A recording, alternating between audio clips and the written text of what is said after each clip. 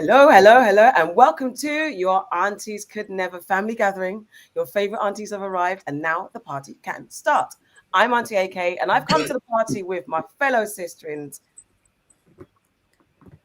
Yes. I have locked myself. Hold on. I'm really waiting. Auntie Farah's locked herself outside the party. Come on, get in. Hi, I'm Auntie Farah. Auntie Nana. And Auntie Shadow. Hello, my aunties. How are you doing? Right, you know. All good, all good. Although I do have a cold coming on. Me too. Like my glands are up and I have a tickly cough. So if you hear me coughing, it's just a standard cold. Like, it's cold outside. It's just got a cold and a cough.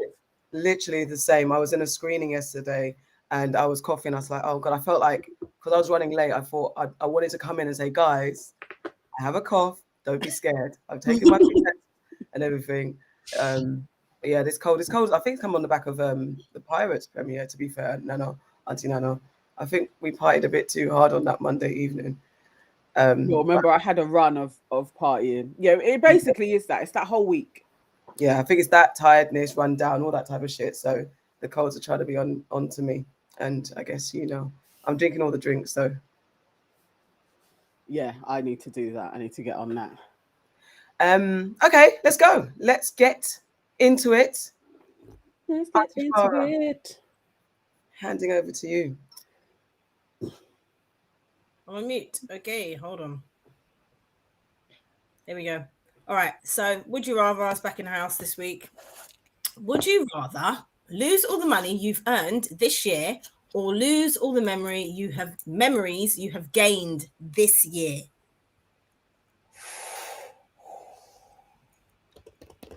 So do you mean that I've lost money? No, listen to. Shall I say it again? Because whenever I say it, you always say it.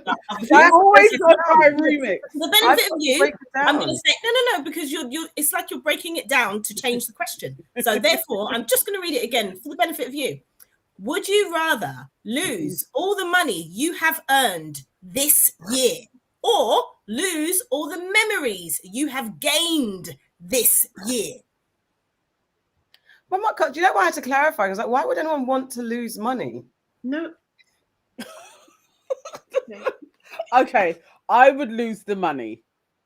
For Same. the memories that I've gained, like they're invaluable. Our time in Santorini, we've just had so many moments, just the four of us. I would lose the money because I can earn that again. But memories you can't really get all over again. So definitely. Memories don't live like people do. Yeah. They'll always remember you. What was it? Auntie Shirley, did you say memories or money? I would lose the money. Okay.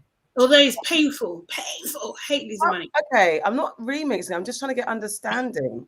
It's just a question. It's just which one would you rather? I think my brain processed, because my thing is that if you lost the money, how would I have been able to pay for going to Santorini? Oh my good grief! For you, that we're in this moment right now. We're in this moment right now. It's November the 24th, right? 23rd, or whatever the date is, right now. So right now, today, would you rather lose all the money you've gained for the year, or would you rather lose all the memories you've gained for the year? So it's not, would you go back in time and have the money to pay for a trip to Santorini? It's just, would you lose all your cash for the year?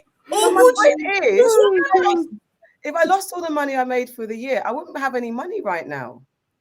Yeah, so therefore you can say memories. There is two choices. No, I know. Just trying to understand why I would want to be broke right now. No one wants either option. Exactly. Nobody wants this. Just give an answer. It's just a game.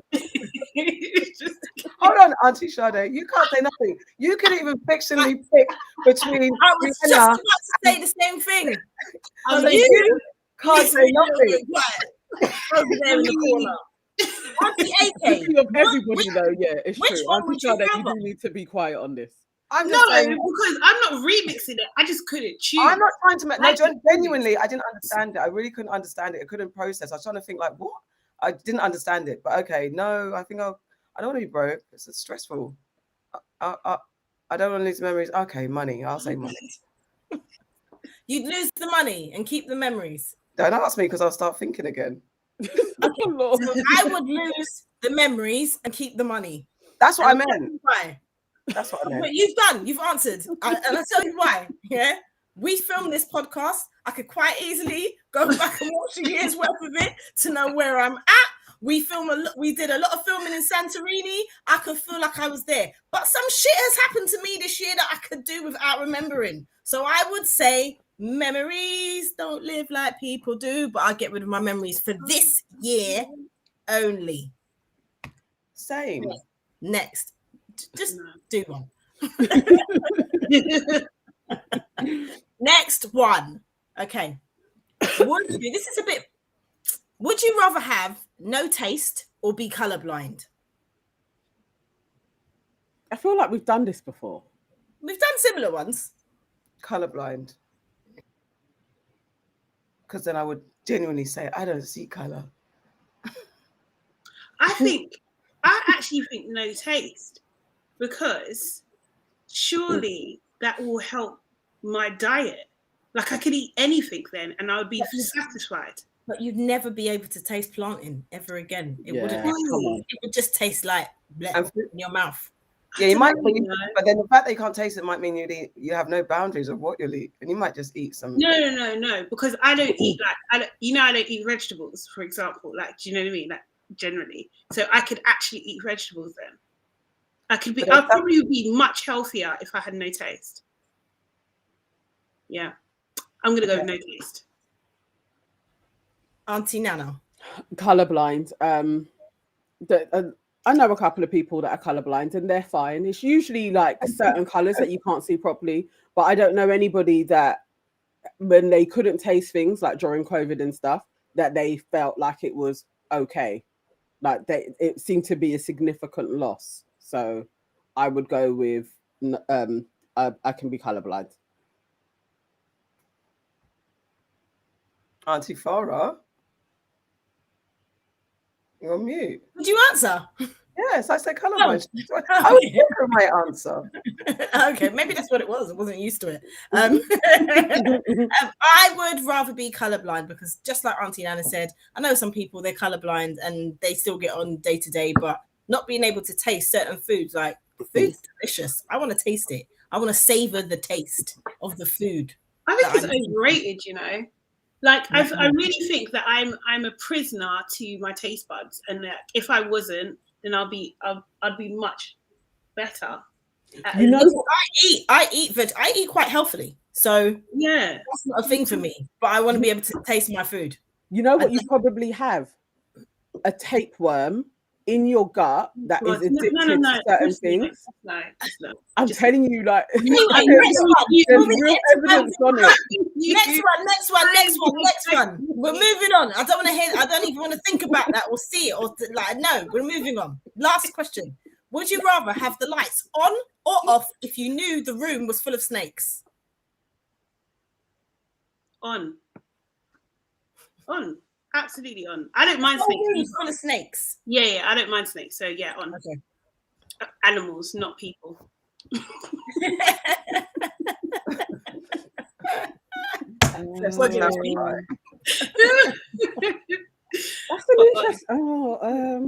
On, because you can see where they are, because it's full of snakes. Is it full like the carpet is just snakes? It's full. Yeah, but full doesn't always mean that. It's full. It's full. I just want to point out what you're doing right now. That's what you're talking about.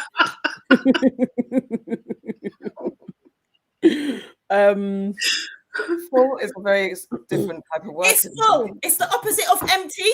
It's full. It's but not full, half full. It's not like half full. It's not like people's because I didn't say is the cup half full or half empty. I didn't say that either. Full. So it's full. It is. That's like when they say the raver's full, but is it really? Auntie Nana. can't even remember what the thing was. It was the lights, wasn't it? And a snake. Yeah. I don't want to see it. So lights off for the reptiles or people. Yeah, I don't want to see it. Lights off. I'll find my way through. Are you ready now, Auntie? Okay. I did already say I want the lights on so I can see where to step to get away from them. Okay. Okay. I would take the lights off because I don't want to see them, and the room's full anyway, so it makes no difference. I'd rather not see them because then I'd just be constantly screaming. But then you'll feel them. You'll feel lots of them. I'm going to feel them anyway. Yeah. I just don't want to see them in my. I just don't want to see them. I just want to try and walk through. Because think about it, I'll be closing my eyes anyway and screaming. Ah! So I might as well do that with the lights off. Snakes ain't that bad. A room of them though, I don't know about that. I've never been near one ever. Like really? In life, no. I've held one. I was a snake in primary school. So went to Isle of Wight, I think, and was it Isle of Wight? I think so. And it was like this massive snake. It was like around my shoulders and stuff. And it was nice. It was cute. Wow, no. I went to it. Go on. So I had one on a beach in New York. Some guy had a snake, and I took a picture of it. My daughter went on a school trip to. They went to a farm or something, and she came back, and I was like, "Oh, how was the trip?" And she said, "Oh yeah, no, it was really good. There was a fat pig there. This is like maybe about 3 years ago, yeah." And I was like, "Oh, fat pig." And then they've got this thing where you go online, you can see what your kids have been doing, like the pictures and stuff. Why is she there with some big ass snake on her neck? And I'm like, "You didn't tell me about the snake." She's like, "Oh yeah, I forgot about that." Oh my god! She's telling me about the fat pig, not the snake. Yeah, that's not cool. Okay. Now, my turn to welcome someone to the family, and I'm inviting Glyn Evans. She is a wonderful, inspiring spirit and representation of the Black disabled community. Glyn's disability is as a result of amniotic band syndrome, where fibrous bands of the amniotic sac got tangled around a developing fetus, and which as a result, Glyn's left hand and both limbs have been affected. So aside from having a wonderful, beautiful personality, Glyn is the first Black disabled woman to be part of This Girl Can advertising campaign. She's an aspiring actress, and she recently modeled for the first time in honor of Disability Awareness Month. And I just think that she's just wonderful and just a brilliant, shining example of not letting any, however you perceive them, issues or things that people might find debilitating, not hold her back. And she's a wonderful spirit. And she's already Auntie Nana's sister-in-law, but I'd like her to welcome to the Aunties family as well. So welcoming Glyn Evans. And thank you for honouring her. Yeah, I'm sure she will love this. And although she's like 10 years younger than us, I don't know where we would place her as a niece or an auntie, but she is literally like the best auntie as well. Oh, bless. To all of her nieces and nephews, she is like the favorite auntie. Yeah, I must say, seeing her post about her modeling was the shining bright light in a very annoying, stressful, sad week. So it was just wonderful. So I thought, yeah, perfect person. Lovely. Let's get the comments before we move on to the next stuff. So hey everybody, welcome back. Iola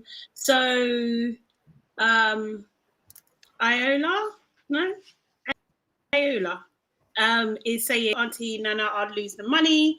ZW, I swear this is the I would lose the memory since it's a pay-to-pay situation and I don't want the broke memories to come.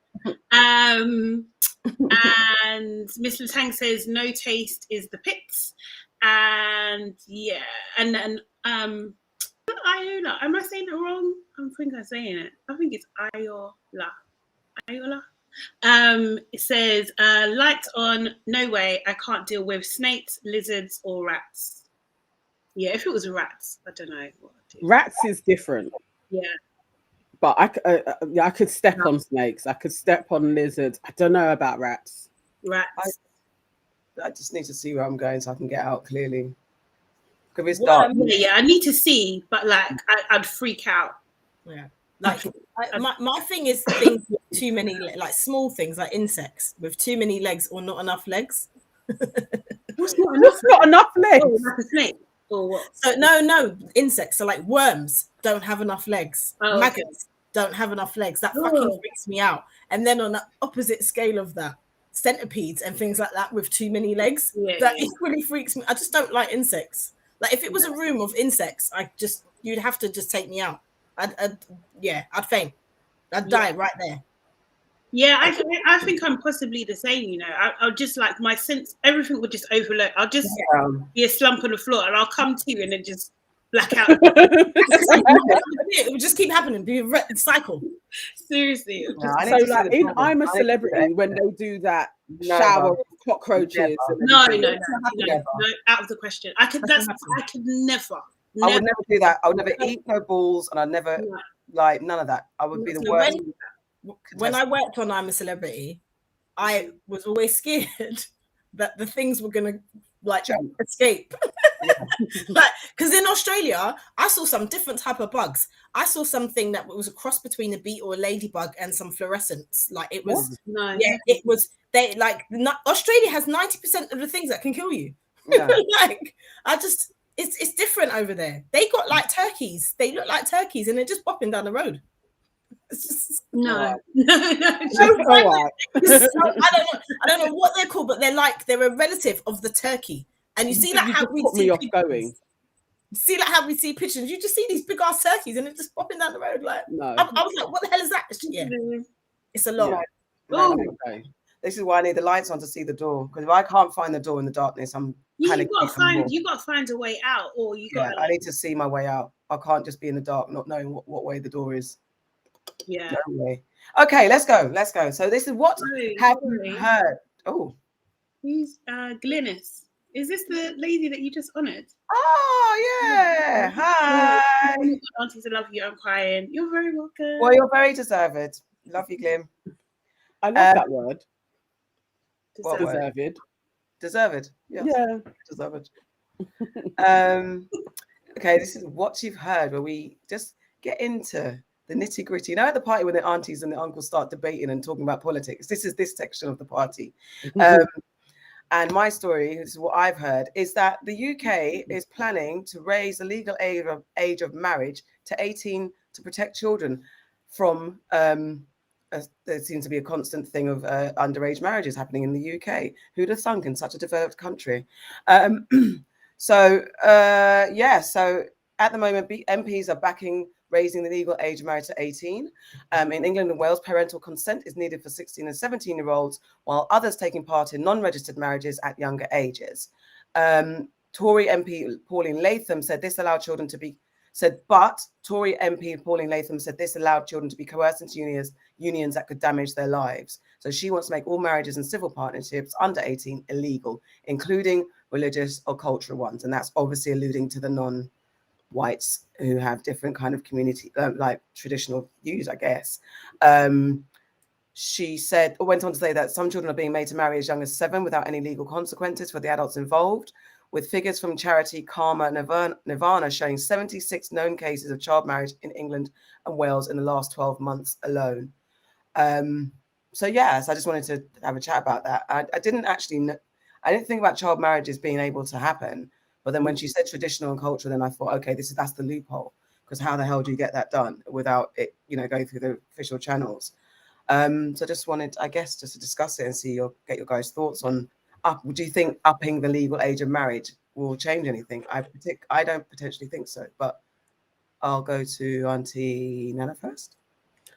I agree. I don't really see how this will change something that happens kind of culturally, really. Like if two families are coming together and they're gonna have their child marry somebody else, it's not usually done legally anyway. It's done culturally. There's usually a cultural ceremony, and maybe when they're 16, they'll do an official one. But 2 years from that doesn't really make much difference.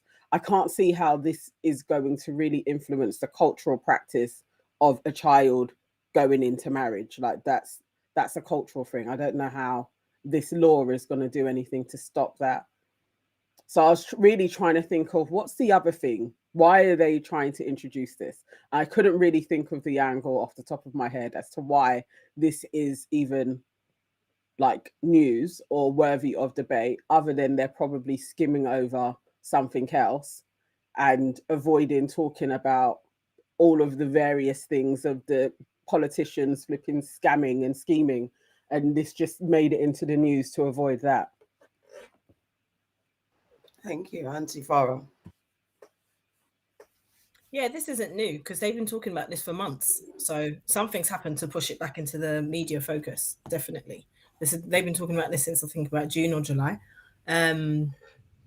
Will it change anything? No, because this, as you all said, the loophole is that they're saying if it doesn't, there's no law against religious or cultural ceremonies, so it doesn't stop anything, really. However, I have always thought it to be a bit weird that you can get married at 16, but you can't vote until you're 18. Like, what the fuck is that about? I've always found that pretty strange, but I don't know if this is actually going to change too much because people will find a loophole. Auntie Shadow. Yeah, I agree. I think, but I do think that as we're kind of like first or second generation, as we go into like third and fourth, like those cultural ties naturally will be less strong usually as they are at the moment. So I think like in terms of like stigmatizing it, I think it will like young people, children essentially getting married. I think that it will work its purpose to do that for sure. I just don't. I kind of feel like what part of the deal is this as well? Do you know what I mean? So we're giving you this, but what are they giving in return? Like what gets given up in return? You know, and also as well, like, you know, you can't drink till you're 18 either. Like it's weird that you can get a whole be responsible for a whole family, but you can't freaking drink. It's a bit ridiculous. But anything to at least attempt to protect childhood, protect especially vulnerable, well, not especially, but it's mostly young girls that this affects, to be honest. You know, I'm all for that. So even if it just does a little bit, maybe it's a case of like, you know, if it's like, I don't know, like a cultural thing, but you tell your school or something and it's ground for them to investigate, I'm happy for that. Do you know what I mean? Like if it makes it a more official process to able to tackle something like that, then yeah. Yeah. That's me. Yeah, I fully agree. And just to expand, they said Labour's Virendra Sharma said his own mother was made to marry at 16. And while she was a kind and clever woman, he said it stopped her from getting education. And his Labour colleague, Sarah Champion, said the bill was not about race, religion, or even the institution of marriage, but about child protection. She felt shame, in quotes, for not recognising when her own friend, a white British girl who had married a much older white American man at 16, was a victim of child marriage. So it's crosses race and cultures and stuff like that. And I agree, is anything that makes it harder for women, it's specifically mostly young girls getting married off to dirty old men for under whatever premise, it's religion, tradition, or whatever, is better in my book. But also, again, it's just, is there, you know, some sort of, along with that, some other harder penalization of people putting children this way, like, and again, it's focused on the men that lead these kind of cultural traditions. I know women support it. If you're in certain religions, and you're part of that tradition, I think men and women can uphold it. But essentially, it's the child being married off to a man. So, is there any way to, again, change that conversation? Have more of that conversation where, like, can you just not make this thing that part of your culture? How do you change that? How do we change culture and tradition without offending culture and tradition? Do you know what I mean? Without making people see it as you're coming for us, but actually it's wrong.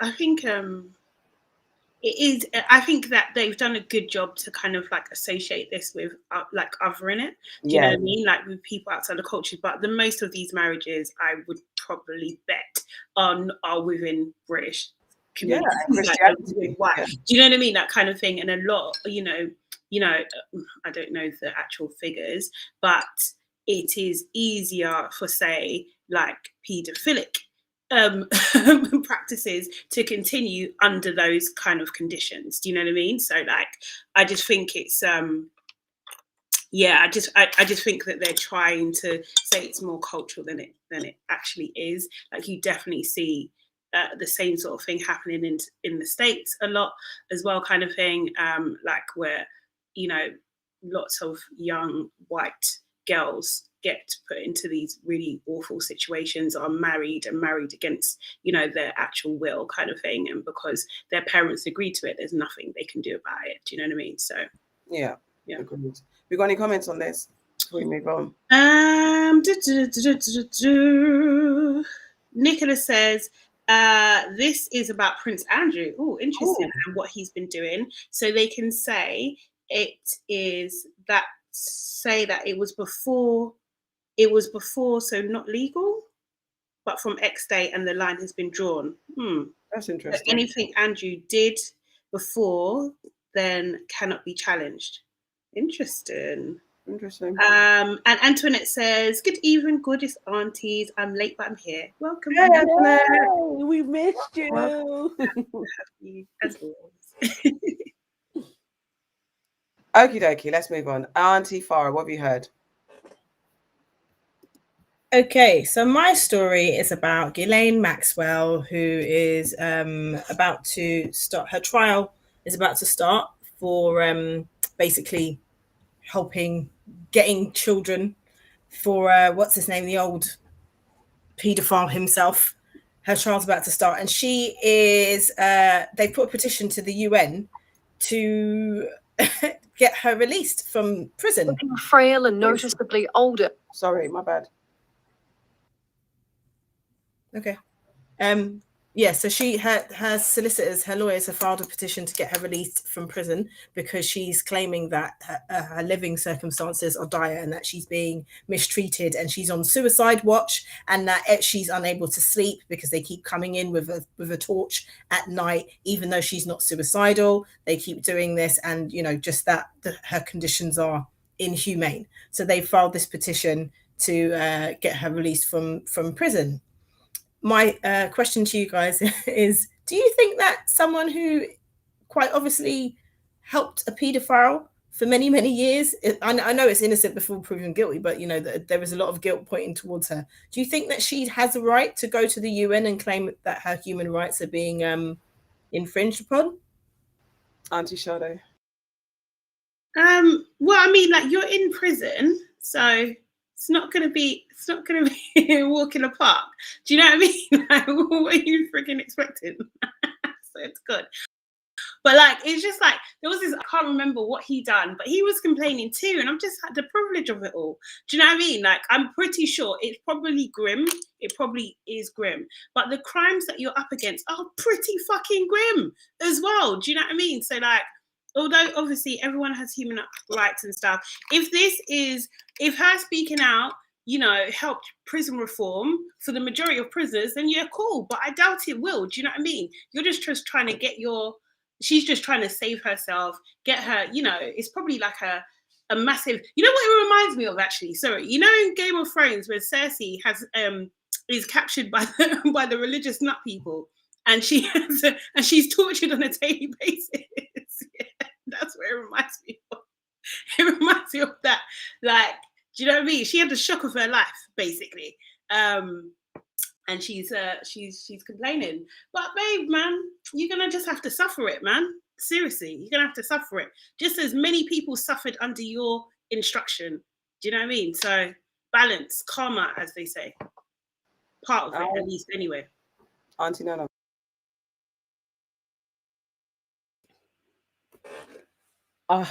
You know what? I just want her to start talking more than anything. I have no doubt that they have been torturing her. And I feel like they're sleep depriving her so that she'll probably just kill herself. Like, I really think that they're just trying to send her mad. But at this moment in time, you've got your lawyers. Your lawyers need to be giving up the information because they may just off you. And all of this going back and forth and going through the UN, like, you're still a shithead. You still did some shit. You still need to do some time. but give up the goods. Like, actually start exposing things. I have very little sympathy for her until she starts talking. Then it will be like, okay, let's try and keep her safe because she's spilling the beans. But at this moment in time, we're not hearing anything. So if they're torturing you, like, you know, this part of the course, really, isn't it? It's like, think of all of the women that were tortured having to sleep with all of these flipping bastard men for years, and you were pimping them. So it's how it goes. Just start chatting, write some notes, do some lyrics. If people can do flipping rap tunes from jail, why isn't she like on the phone talking to people? There's bare stuff from Tiger King, literally talking to his lawyer, filming him. I can't tell. Don't stop, make music. All of this stuff. It's like, why are we not hearing from her? Like, start talking. Other than that we don't care, because they may just kill you. Start talking, or no one cares. It's that simple. Those are your options. Yeah. Can't say more. Yeah, same. Because the thing is, she has every right to do whatever she wants. You've got the wherewithal and the gumption to go and appeal to the UN. Then, as everyone's saying, just release your facts, and or I don't know. Obviously, you've got to follow the rules of the law and all that type of stuff. And then if you say things at the wrong time, then it gets used against you. So I guess it's not as simple as that. So she has to be careful, I guess, because she's trying to play her position. But asking about better conditions under the conditions that you're accused of, it's not even like, you know, you're doing it's white collar crime or whatever, where the levels aren't that deep. You've been accused of a very deep crime. So there's you can't, like, how very dare you? I mean, you have the right, because we have rights as humans to do whatever we want. But if you get a no and denial, you cannot cry about it. And yes, they're trying to push you to the edge because they want to find a fair way to give reason to get rid of you, like they did with your homie. So, you know, come on, love. I don't have much more to say about her, because it's, go on then, appeal. I'll try my best. Yes, it's all this, you know what it is, when I'm so stressed, I can't sleep and they're disturbing me. Oh, well, okay, go for it. Try your best. It's if she gets granted the bail, that's when it's going to be like, okay, now let's see what's going on, and let's see how long you stay out for. Well, the thing is, she has been trying to get released on bail for the last 4 years. Her trial is due to start next week. So all of a sudden, she's now saying, you know, claiming to be, what is one of the things that it says in the petition is that she is being appropriately touched by some of the guards. Inappropriately or appropriately? Inappropriately, sorry. I don't mean to laugh, but it's just, the mind boggles that this woman is saying all of this shit after what she did. Now, okay, one of the things that her legal team are also saying, that she's never going to get a fair trial because people have already assumed that she's guilty. But the evidence is pointing that way. And just like Auntie Nana said, talk the talk. You could be out now. If you could be, there are plea bargains to be had. Give up some of the people, and then they'll stop shining a light in your face, and then they'll stop saying that you were pimping out these women. Well, they might not stop it, but they might give you a deal anyway. But it's just like, you're doing nothing and you're expecting people to feel sorry for you. You didn't feel sorry for the women that you took to the island and around the world as you were pimping them out. You didn't feel sorry for them.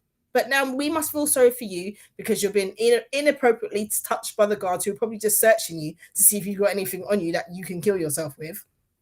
I don't know. I mean, and it's fair that she's on suicide watch. Her brethren killed himself, so someone's got to pay. And unfortunately, allegedly, her brethren allegedly killed himself, so they've got to have her on suicide watch. They've got to prove, if they murked her brethren, they've got to act like they're concerned. So how are they going to act like they're concerned? They're going to put her on suicide watch. That's what they're going to do. She doesn't deserve to come out right now. She's not demonstrating anything, any kind of remorse. I haven't read a single "I'm sorry for what happened." Not a single one. So you stay where you are and you go to trial next week, and let's see what I go on. The thing is, with her, I think that if she's the problem, the issue is that we have a really good idea that she's guilty, because there's been cases before that have been tried. It's just that the documents are sealed, and her name is listed in some of those documents as a protected person. So you are guilty. Do you know what I mean? It's just that it's just not officially public knowledge, and you can't be prosecuted in that way. Now they've got you where you can be prosecuted, and the guy that was protecting you is dead. So there's nothing you can do now. Do you know what I mean? So it's just like this is why there's a lack of sympathy, because we know there's a trail. We know what you've done already. Really, if you're so innocent, just be like everybody else. Then just wait. Have your trial, believe in the system that you help to support and do you know what I mean? And abuse, to be honest, kind of thing. And then sue them afterwards. Why don't you do that, darling? Do you know what I mean? You've got all the power, connections, money in the world. Do you know what I mean? You should do that. And you're innocent. And you're innocent, you know? Because really and truly, if you check it, she's even lucky, to be honest, because she's got so much surrounding her. Like, she's supposed, well, allegedly she's got ties with, you know, the underworld, being a spy, domestic terror, all of those kind of things. Really and truly, other people in Guantanamo Bay for those kind of things. Do you know what I mean? So she's lucky she's in America. She's lucky. So I think she just it's just unbelievable privilege, you know, and maybe she's in a position where she's desperate, but obviously not desperate enough because you're still keeping stum. Do you know what I mean? But that's, maybe it's all part of the puppetry and the puppet master of this game. It's like a game. It's all performative. She's, I'm appealing, but really she knows she's just got to be made to seem like she's really struggling, when actually she's going to go to court and get maybe just be released, and to, you know, act like, you know, I'm really stressed and this is all too much. She's playing her position in the puppet master of this game, because she's either going to come out of this alive or not. Yeah, it's the truth. Let's get the comments. Sure. Mrs. Hang says, what about the human rights of the victims? Is she all right? And Antoinette says, how do you say her name again? Ghislaine Maxwell equals pimp/madam trafficking underage girls. Get out of here, man. Unbelievable that she's even talking about this. What about those girls, Ghislaine? What about the girls who suffered? Kosia. Well, you know what the first thing she should do if she gets free is change her damn name. So she's gonna have to hide. True. Change her damn name. Anyway, she tried to hide, didn't it? Anyway. When they were looking for her, she tried to hide. That's what I was going to say. So just to clarify, I said 4 years. I mean, she's tried to get bail on 4 separate occasions, and they have deemed her to be a flight risk. Yeah, fucking absolutely no spies. You let her out on bail, you'll never see this bitch ever again. Ever. One of those islands that have a force field around. But isn't the whole thing that her dad may not even be dead? Like, he actually faked his death. There you go. Maybe. There's like tales of that as well. Like, she would dust and we would never see her again. She'd probably go and flipping live in some cave in Afghanistan. Like, he's gonna go to the frigging moon, mate. What are you talking about? When they do, you know, in films, they just shave a little bit of their nose and a cheekbone, and they're all of a sudden they're a different person. Her name's Geraldine from whatever. Puts a long wig on, and then she's done. That's it. Yeah, man, she'll be gone. Definitely. But have we actually seen her? Look, I was looking. She's been arrested. Have we even seen a picture of her? Like, do we know what she looks like now? There's court drawings. Have been done by. And now her hair's long. Yeah, exactly. Her hair's long. Her hair's grown from that short, because we've seen so much of the shortcuts.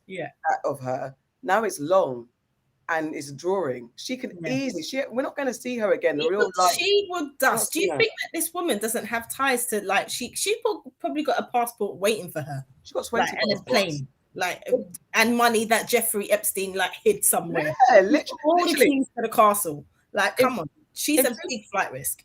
If she wasn't innocent, I mean, if she wasn't being done for such heinous crimes, I'd actually be excited to see her life story film. It's like, you know what I mean? It's just the fact that she's done some nasty things, allegedly. However, what she's accused of is horrendous. Otherwise, her film is going to be mad, to be wicked. She'll definitely get a film. Oh yeah. But who's to say that it's even her that they've got? Weren't she like friends with the Clintons as well?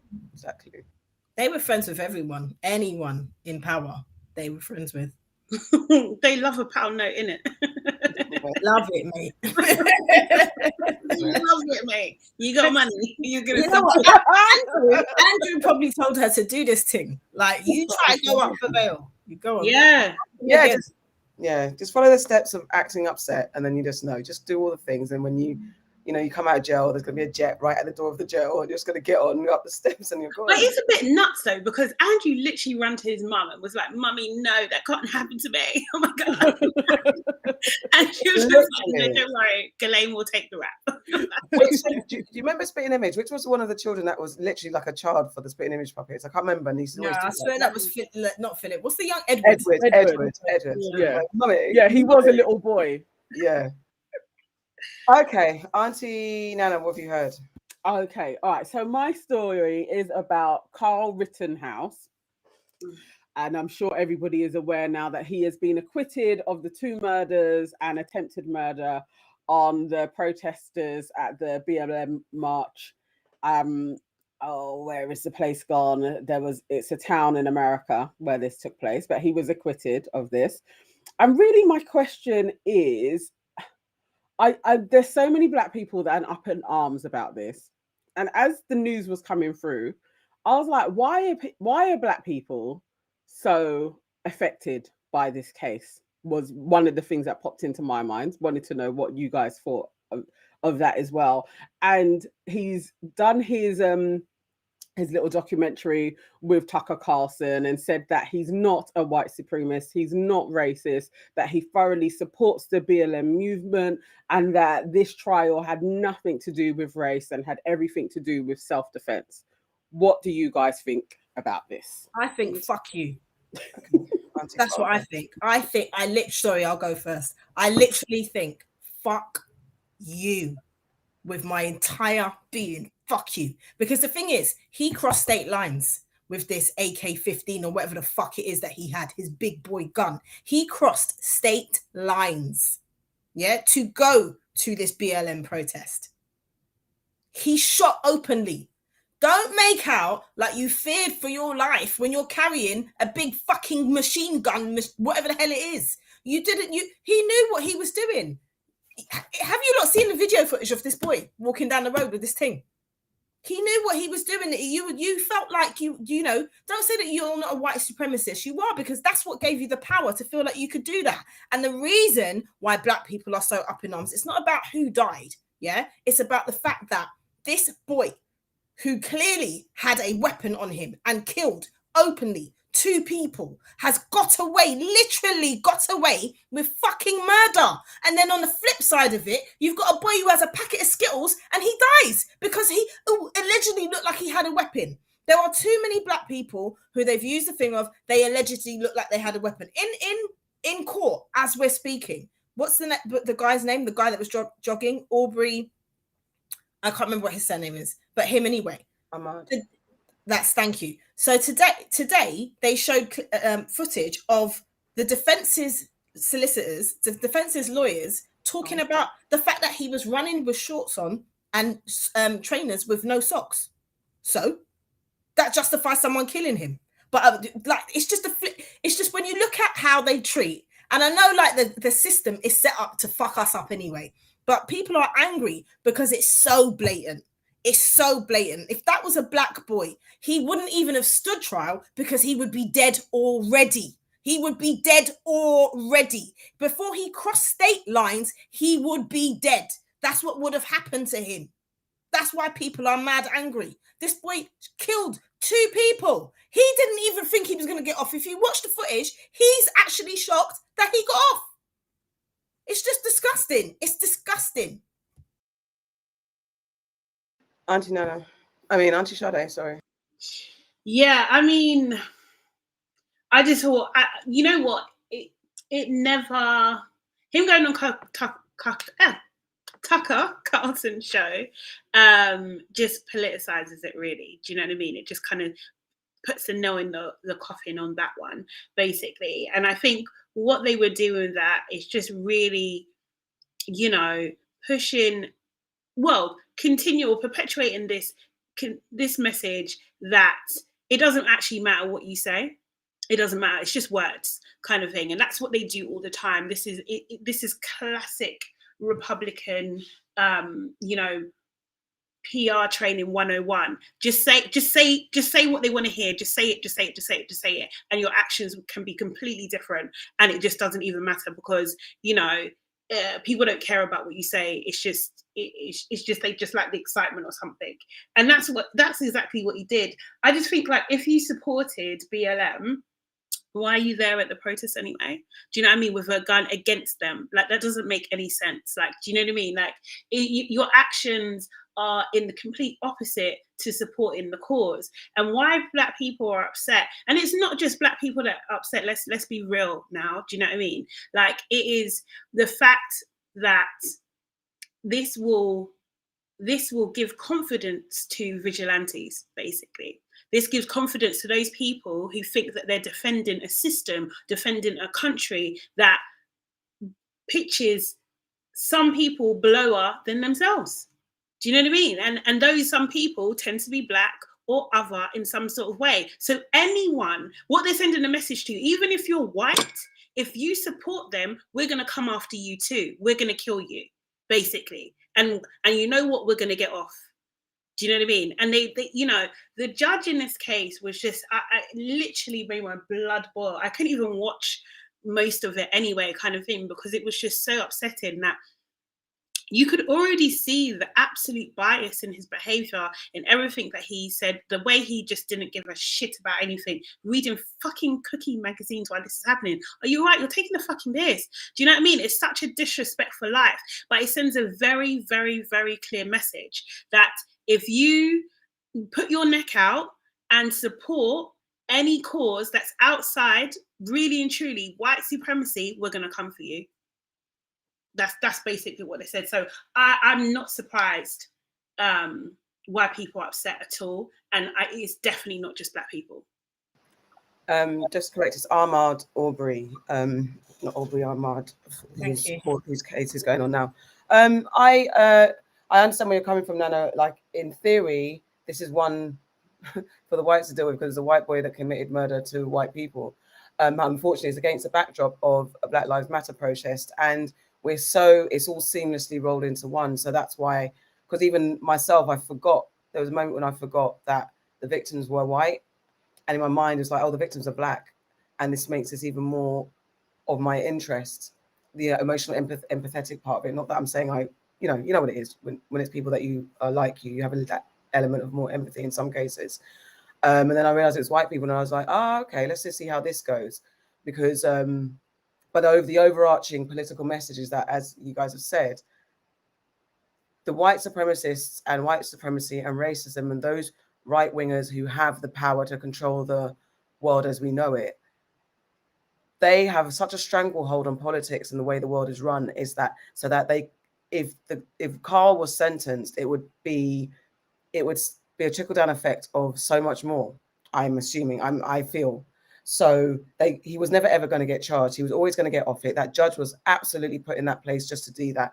He was unashamedly biased, which is insanely wild to see. And again, this is why I say that, dare anyone from in politics call any of our countries third world or dictatorships, they need to shut the fuck up, because Western rule is akin to dictatorship anyway. And everybody's corrupt. So I don't think we should take it on board necessarily as in, you know, our day-to-day lives. We've got so much things to fight out there that this might not be one of them. But then our liberties everyone's liberties have been taken into account here, have been challenged here, have been upset here. So this is basically telling us that white supremacists can do what the fuck they want, or anyone associated. Carl is denying that he's a white supremacist. Fine, you're a young boy. Maybe you're not completely, but you've definitely aligned with right wing sensibilities. And you're on a show like on Tucker Carlson's show on Fox TV. That's not necessarily, you know, aligning yourself with anything Black Lives Matter or leftish at all. And the fact that Tucker Carlson has allowed him to say that he aligns with Black Lives Matter when every other day Tucker Carlson is bringing down Black Lives Matter is ironic, to say the least. And Carl doesn't know that he's now a puppet for these people. So go forth, young man, and live your life, and just know that you're a puppet forever now. You're the poster child of racism, unfortunately. So yeah, no, Black people don't lose sleep over this, but actually, if you're going to lose sleep about it, it's more about challenging our social liberties that have been taken away day by day, rather than, I don't know, the fine line between, like, you know, you're going to go to, you know, go and protest because of, I don't know. There's something about it, not necessarily our issue, but it is our social liberties that have been taken away with this decision. Auntie Nana. That what you alluded to at the end was my thinking.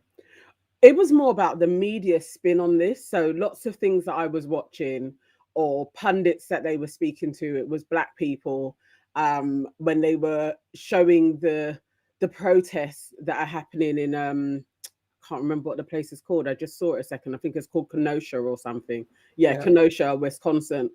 Lots of the majority of people on this protest were Black. It could be the time that they were filming, but it just seemed like they were really painting this out to be like a Black issue. And I was more interested in this. I don't understand where all of the white liberals are at this moment. Like, why are they not talking about this ferociously? Because this really is a signal for everybody. We've been knowing that this is justice for Black people. We know this. But it seems like when it comes knocking at white people's door, the labor is still done by Black people. The emotional labor is still done by Black people. I was watching a snippet of, I think she's a newscaster, a Black woman, and she's literally in tears talking about it. And her message to Black people was like, you matter. Although this verdict has come along, like really, like you have to think your lives matter, your plight matters. And again, it's like, why is this always focused and centered to Black victimhood when really he's got away with shooting and killing 2 but 3 white men? But it still shifts back to Black people so that it doesn't really get dealt with effectively. And it was just annoying me more than anything to see so many. It was the Black pain. I was really like, why is this emotional labor not being shared? And why are we allowing the media to manipulate us in exactly the same way? And where are the white people talking about this injustice? But you have all the Black people talking about it. It just kept on irking me because it's like he's killed white people, but still Black people are doing the emotional labor over this. Yeah, it's a seamlessness because it's Black Lives Matter. It's not everyone's forgotten, but like I said, I automatically reprogrammed and thought it was Black victims, and that's why I was like, oh. So and once I realized it was white victims, I took a step back from my emotional labor and just thought, okay, let's see how this pans out. Not that I didn't care; it still matters. But it is that exactly what you're saying. If we're all in this together, and there's some of these protests, a lot of the Black Lives Matter protests have been quite multicultural, and they've been liberal lefts right at the front talking about Black Lives Matter and getting as incensed on camera, being mouthpieces. But I've seen obviously general dissent and definite outcries, but it seems a bit weird. It's a bit quiet in the thing like this, but it's similar to the abortion. Like there's something happening where vocal liberals rights, basically. And people, and I think we're Black people are used to protesting, so it's a bit like maybe what's the word, perfunctory, like it's like default. We know what to do by default, but actually the others who are used to having Black people lead, we're so used to taking the forefront, and they're used to like just being behind our shoulders. They're actually like, oh, I don't know, maybe they feel like it's just. I don't know. I don't know if I kind of agree with this, because I just think like you would get different types of people talking about it. I think what I'm seeing is that it's being pushed into like a self-defense conversation. That's what I keep on seeing. Do you know what I mean? And it's not like just Black people talking about that at all, kind of thing. And like I just think that it's easy for the media to manipulate these kind of things, but on the ground, in the protest, it is generally always multicultural, like for sure. Do you know what I mean? Like even, here in the UK, when we have our protests here, like it's a mix of people, man. We couldn't have that many people without other cultures. We couldn't have that. Do you know what I mean? Because we are not the majority here. That's just a fact, So I just think it's just the way it's being presented. Obviously, Fox is a very, just the worst TV station. Do you know what I mean? And they're going to show what they want to show at the end of the day. But I don't think, I don't think it's it did happen at a Black Lives Matter protest. So you're gonna get that perspective. Like, you need to get that perspective for the context of the whole thing. And what it is basically saying is, if you as a white person put yourself out there, then we're gonna come for you. That's basically what they're saying. And it's just like, that is, it's a machine. It's a tool for fear, really and truly. So it's just like, no matter what you know, you can have those thoughts, but don't put yourself out there, because you could get shot.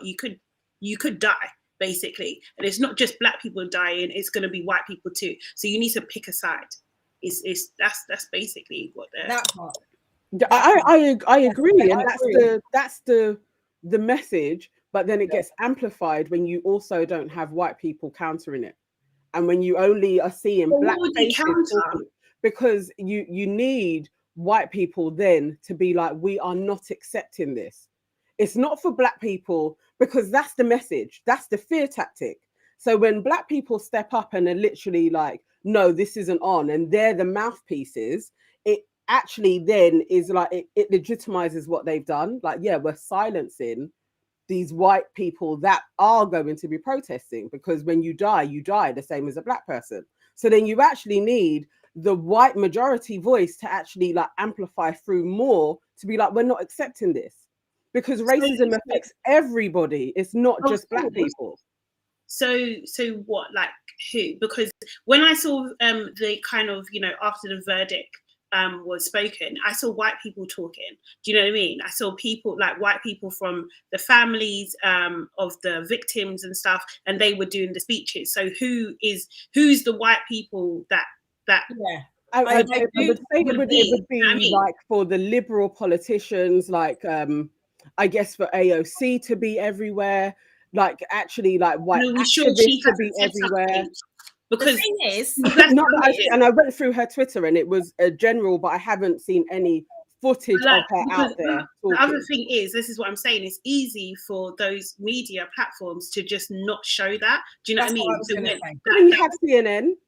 Say again? You have like the left side of the media. They're not left really, and they have agendas too. They're kind of more middle of the road, and it's also they will also, because they're do you know what I mean? Like they're not necessarily for the people. They're a media company. They're owned by someone. Do you know what I mean? They have their agenda that they're trying to push. You're like saying my point. Like that is the point. It is like actually. So then the protests have to be heavily dominated by the majority that is affected, but it's heavily dominated by Black people and them doing the interviews. And really it's like that amplifies the point of you start actually like relating to Black people, you start understanding what their plight are, you start asking for this change, and when you get killed, there's going to be no justice your way as well. That needs to be countered, not by Black voices, but by white voices.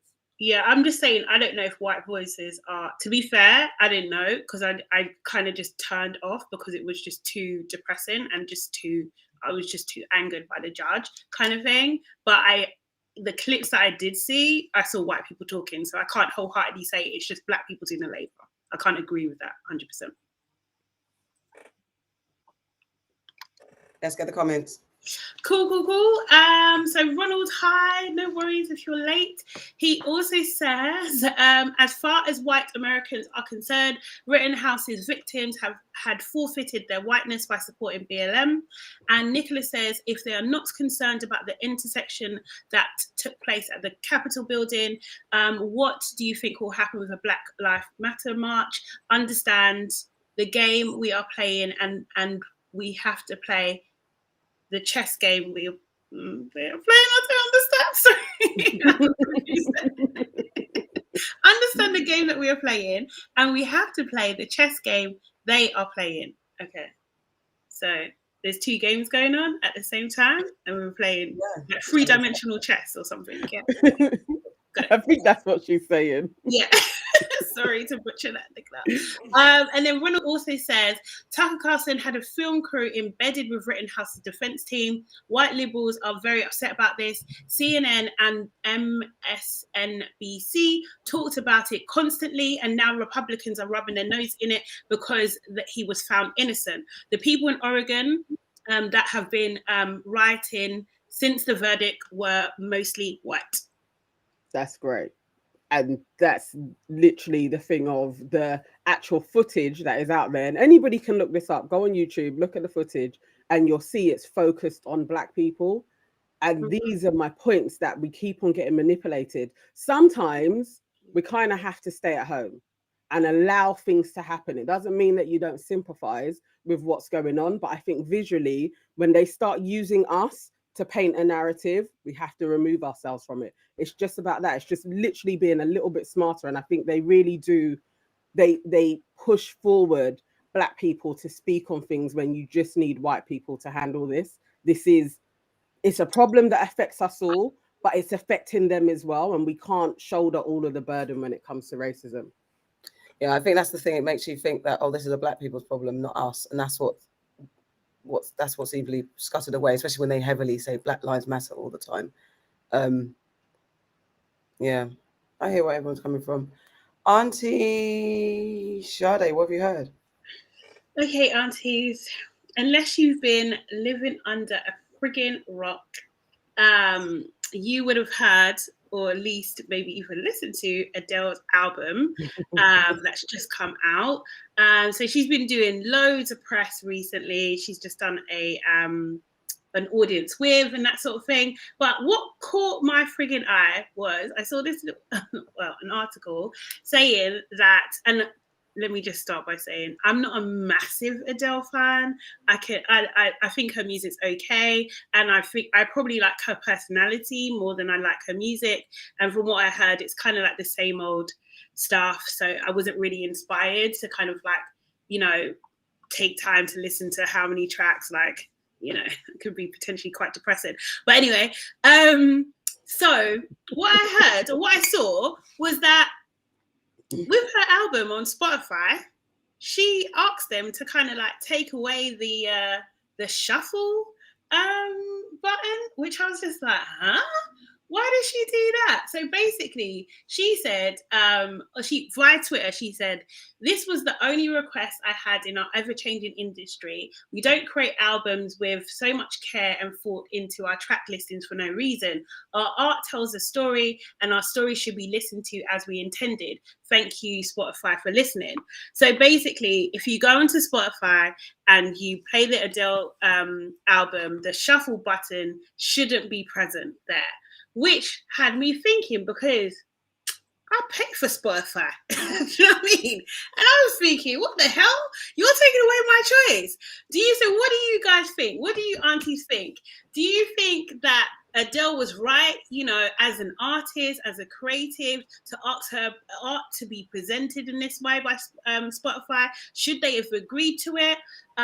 Or do you think that if you're a paying customer, you should have a choice? And also, what do you think could potentially be next? Because from my point of view, I didn't ask for this. Do you know what I mean? So that to me means anything can happen next. Do you know what I mean? So what do you guys think? I'll jump in. I didn't know about the shuffle button until you said it, and I feel like shut the fuck up. That's out of order.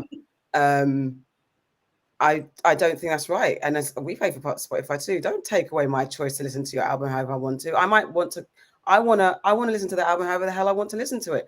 And I'm annoyed with myself. No, I'm not annoyed with myself. I am annoyed with myself because I hate that I get like this, because now I've always been, I like Adele. I think her first album was the one that I kind of like, oh, that's nice. And now her voice is a bit shouty. And I think this latest song hasn't kind of curled all the way over for me. It just it sounds like some of the others, and it's very Adele-y, and I don't care for it so much. So, and this is not against her, but also now because it's just because she's in, it seems like a forcing that you've got to like Adele and you've got to like her album. So I'm like, it's like I'm retreating. She doesn't need any more co-sign. She's Black people's favorite white woman now, which is fine because she's been unproblematic, which is all very good. And please stay unproblematic and don't let us down. La la la. But I feel like you don't need my support anymore. You don't need me because there's enough of us caping for you as well. And now saying all the truth. And usually when you get all excited about tends to be white people. They tend to do something that fucks up and then kind of like lets us down as black people. And oh my God, now you just said the wrong thing. And oh shit, now we've got to readjust our feelings for them. So I was going to quietly retreat and stay quiet in the background. She's a talented woman. She seems fun, real, genuine. I haven't watched her audience with, but it seemed like all great fun. And she's all, you know, again, I think I saw a tweet saying Adele's done a number on our black men just are super gassed for her or whatever. Something funny. It was funny though, because I think Plies was singing her tune with lots of emotion and stuff like that, and really singing with all his heart. But yeah, I don't know what's next. But this is what they did with U2's album, and just put it on people's phones by force. And I think they did that with Jay-Z's, like they put it on Samsung's. You know, they've done it before. Just decided to put music on people's phones by force. No, thank you. Let us have some choice. And Adele, like I thought it was going to be, she was going to say that, you know, back in the old days we couldn't slip and fast forward. I would fast forward to the tunes I wanted to hear first, especially if like you got a tune released first and you want to hear that tune on the album first. Then you go back and listen to it in your own time. I just don't. I think she's wrong for that, and I think that's a little bit of gasment because you're now forcing everyone to. And Adele's always been humble to me. She's always been like, I don't give a shit about this stuff. I'm just here doing my thing and I'm going about my business. And so now I don't know if she drank a little bit of Kool-Aid, and I know it's hard. She's done well to resist buying into her superstardom. So like I said, she's done really well. She's been cool, but this is a little bit arrogant superstarness that I'm not really here for. Okay. It's automatic shuffle. It's not shuffle. That's what I was going to say. Go on, carry on. Yeah, it's automatic shuffle. So you know what? No, but I find automatic shuffle sometimes annoying because I want to decide if I'm going to shuffle the album or not. I don't want you to decide. I want to decide that. So I've just checked, and I can shuffle her album however I choose. It's the automatic shuffle option that she said she doesn't want on there. What's that? What does that mean? Sorry. It means that when you play something, it automatically shuffles. It's that option. You can have that, like your albums just automatically shuffle. So yeah, but if I choose that as an option for how I choose to listen to music, you're telling you as an artist are now saying that I can't. No. It's just Adele's, and you can still shuffle that album. But do you know what I mean? But I would have to go in and change that because you're saying.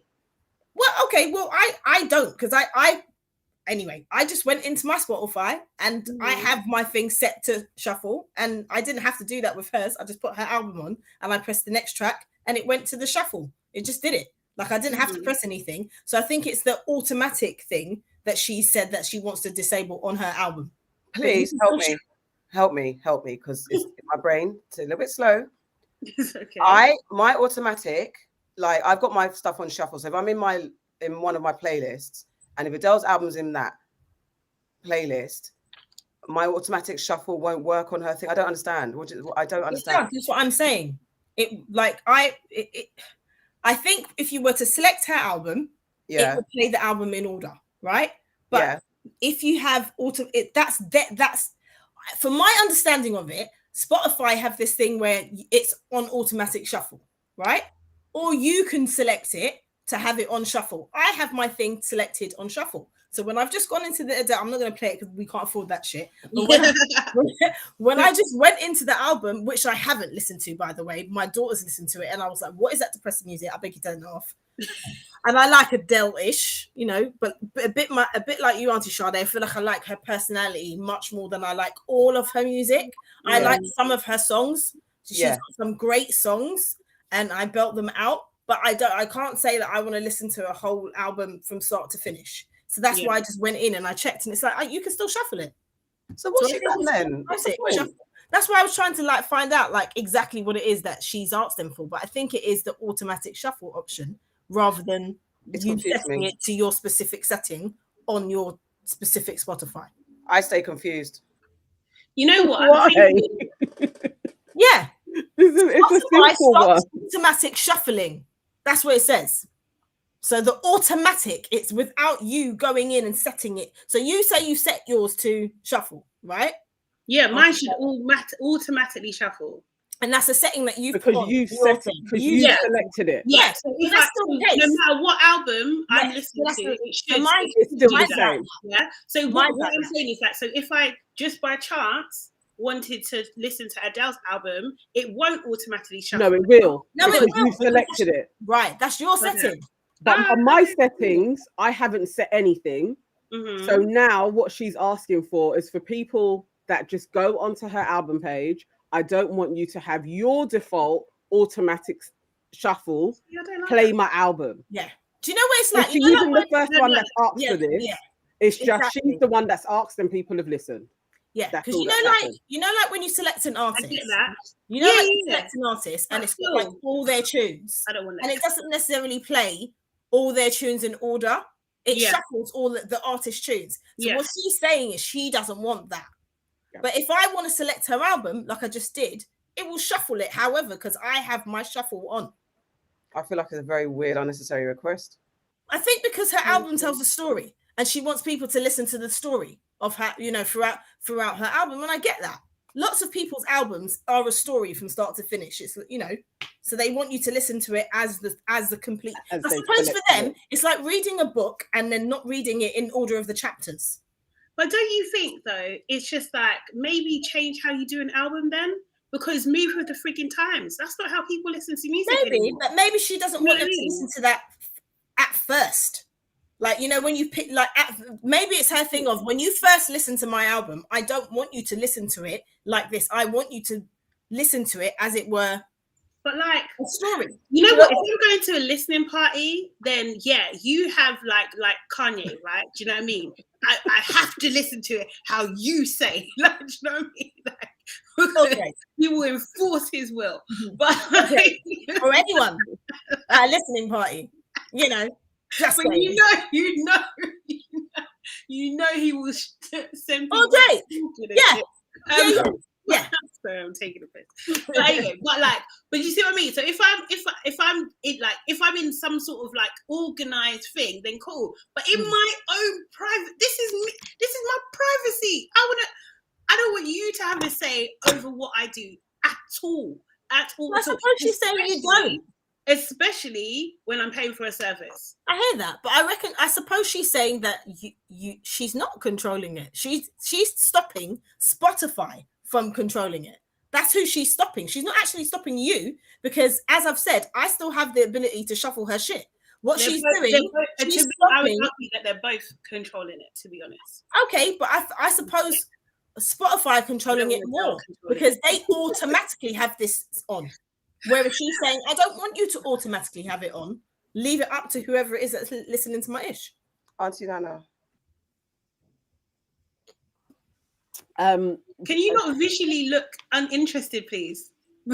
Auntie Aiken. No, it's baffling me because, I just need to say that this is an unnecessary request because the fact that you can, do you know what I'd rather? That you couldn't do it so we can argue properly. The fact that you can still actually listen to it on shuffle is like, what's the point? It's stupid to me. There's a stupid request. Demand that no one can shuffle it, then at least I can argue properly. But that's why I was baffled, like, so I can actually still shuffle it. After all that, I can still shuffle it. Even though it might be like manually shuffling, I can still shuffle it. It's a half-assed request. Just stop us shuffling then and let me argue properly. Auntie Nana, that's why it's just baffling my brain. Auntie Nana.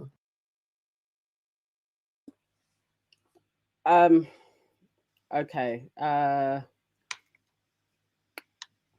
have nothing great to add to this. I'm really trying. I understand her request. I think it's a legitimate one. She is the biggest artist in the world at this moment in time. They adhere to her request. I think it's fine, really. Like, she doesn't ask for much, does she? In all the years that Adele has been around, she doesn't ask for too much. I think it's cool to just give her a want. This isn't so bad. And that's me. I'm going to say, yeah, I wonder who's asked for it and they didn't listen to. So why Adele? That's my other thing. Do you know what I mean? Because I'm pretty sure Kanye would have asked for this. And I'm pretty sure, I honestly believe he would have. And is Kanye even on Spotify? I would think and yes. Jay-Z. I see you, Nana. But I see Jay-Z would have asked for this too. 100% kind of thing. So Jay-Z ain't asking Spotify for anything. He's got his own thing. He's got Tidal. Tidal doesn't do this. I think he would have suggested it because it's art, isn't it? It's like how I present something. That's how I want it to be. That's like Why didn't you understand what I don't agree with it though. So it's not aha move really, because I don't agree with it. Like if I'm buying something, if I'm buying this service and I'm going to consume it how I want to consume it, but you still can. Talk to me. Yeah, but it's just long, like, and why are you laughing anyway? I think the important thing to remember is here, you still can. You're buying the service and you can consume it in any fashion that you choose to consume it. What she is doing, she's saying, Spotify, I don't want you to dictate how people do it automatically. That's what she's saying. She's not saying, hi, Farah, I don't want to shop. What I'm saying is how Spotify have set it up is how I like it. Do you know what I mean? Then it is telling me, it is. Because what you're assuming is that I don't agree with how Spotify set it up. Do you know what I mean? I might agree with it. I might have liked it and I'm used to it and I like it now. Do you know what I mean? So it's just like... Is it for all albums or just hers? It's just hers. You know it's just hers. I don't. That's what I was asking. No, it's just hers, but still, like, because it sets a precedent. But then it's button in the corner, isn't it? But then it's like, who's next? Do you know what I mean? And then where's the biases come in? Do you know what I mean? That's the thing. It's just like you're taking. That's the interesting point. Like, are they going to say no to other people now that they said no to other people? Interesting point. I mean, from this point forward, yes, we know they've said no to other people in the past, but I'm saying now that they've set this precedent, are they going to say no? Because they can't really, because you said yes to Adele. Yeah. Then it might just be like people like the Drakes and the Kanye's of the world and the Jay-Z's decide, well, fuck you, you can't have my shit then. If I can't have this option either, my point is, have my shit. My point is, I just really like her, you know. I really like Adele. I like Adele. I don't really like. I liked 19. I battered that album. Like, I absolutely loved that album. But other than that, I can't say she's had an album that I really liked. But yeah, I like her personality. I love it each time she talks that it's so London, and she hasn't gone into that theatrical like, oh yes, I'm Adele. Like, you know, people kind of change their tone when they become super famous. It's like they become this Madonna-esque English person. Like, you know, when Madonna talks, she has like this crazy English accent. Some English people do it as well, and it's like, I'm glad Adele. Or they just start to talk like really American on a B&H. Like, she literally reminds me of a girl that you meet in the toilets or outside of a pub. Have you guys watched her Vogue 73 questions, which ended up being about 80 something, I think? I can't. It's really fun. It's really fun. It's on YouTube. It's really fun. Like, they go to a house and it's like a little English country house inside. And she's like drinking tea and eating. It's just very English. I've seen her taste test, which was funny. That was funny too. Yeah. But you're right. I think that's what I like about Adele as well, that she's so English, no matter what. She's very London. I think I don't care. And I think I don't care. And I think that this is setting the precedent for control. I think you have a right to ask for your art to be indulged in any way you want, but also, why now? Because when I bought your album on tape and CD, you didn't tell me, you didn't stop that option or whatever, skipping and jumping. So why now? Why are you forcing me? I just think music is a different. She's not forcing you. It's not forcing you. It's a company. Forcing you. No, but it essentially, but that's why I'm saying it's a bit of a nonsensical ask, because in the end I can still do what I want to do in the end. It's a nonsensical ask, but it's not really just asking Spotify, because it's the users of Spotify. I suppose. It's controlling the users of Spotify. It's not. Wow. Listen, why are you saying that it's controlling the users of Spotify, but you're not saying that Spotify are controlling the users? Because it's a service that exists, right, with its functionalities, and it's been in existence with its functionalities for as long as it's been in existence with its functionalities. Spotify is not hurting our brains by saying you can shuffle or you can't shuffle, because those options are available. You can turn the shuffle on or off, right? And she's now asking for that specific button to be off by default, but also we can still access it. So it's again, like I said, it's a nonsensical ask. But at the same time, because she wants her listeners, her fans, whoever, to listen to the album how she wants it to be listened to. And the only way she can do that on the service that people use is by asking the service to turn that button off. So she is asking. It is the automatic button, though. But whatever the functionality is, it's the fact of the matter is, it's a service that her fans use. She's telling the service to turn off a functionality. And that's why I say it's a nonsensical ask, because you can still use it. But however, she's made a point to say this particular part of your service, turn it off, because I don't want people to use it in that way. So she is controlling how people listen to her. I'm not saying that she isn't, but I just find it interesting that it's like she's controlling, but you don't see that Spotify are controlling. That's what I think. My point is, it's like me saying I'm a baker, I baked a cake. This is how I bake my cakes for 30 years. Someone comes along and says, can you stop baking a cake using a mixer? Can you use a hand thing? It's really not the same thing. I know. It's her cake. It's not the same thing. But my point is, it's not because Spotify are providing a service that they've always provided. So why would I say no? They are controlling too. But the thing is, you've bought into that. I'm paying for this. Really, yeah. You know what I mean? And Adele comes along and says, "No, actually, I want you to do this way." But I'm not paying you, Adele. So you don't even say over what I'm paying for. You're not buying into that because you have your shuffle set. So you're not. If I didn't, that's what I'm saying. I'm just talking about my personal scenario. But if I didn't, other users, she is literally telling them, this is how I want you to listen to it. And I just think, like, I don't think that you can, on a kind of deep level, I think that you choose how you want to consume art. Do you know what I mean? You choose what platform you want to use. You choose what, do you know what I mean? Where you want to listen to it, kind of thing, and you choose how you want to consume it. And she's saying, this is how when you consume it. She's not saying it because, it's freedom and stuff. She said, because I put a lot of care in my album. This is how it should be. This is how I want you to listen to it. If you choose not to, all you got to do is press that little button in the side.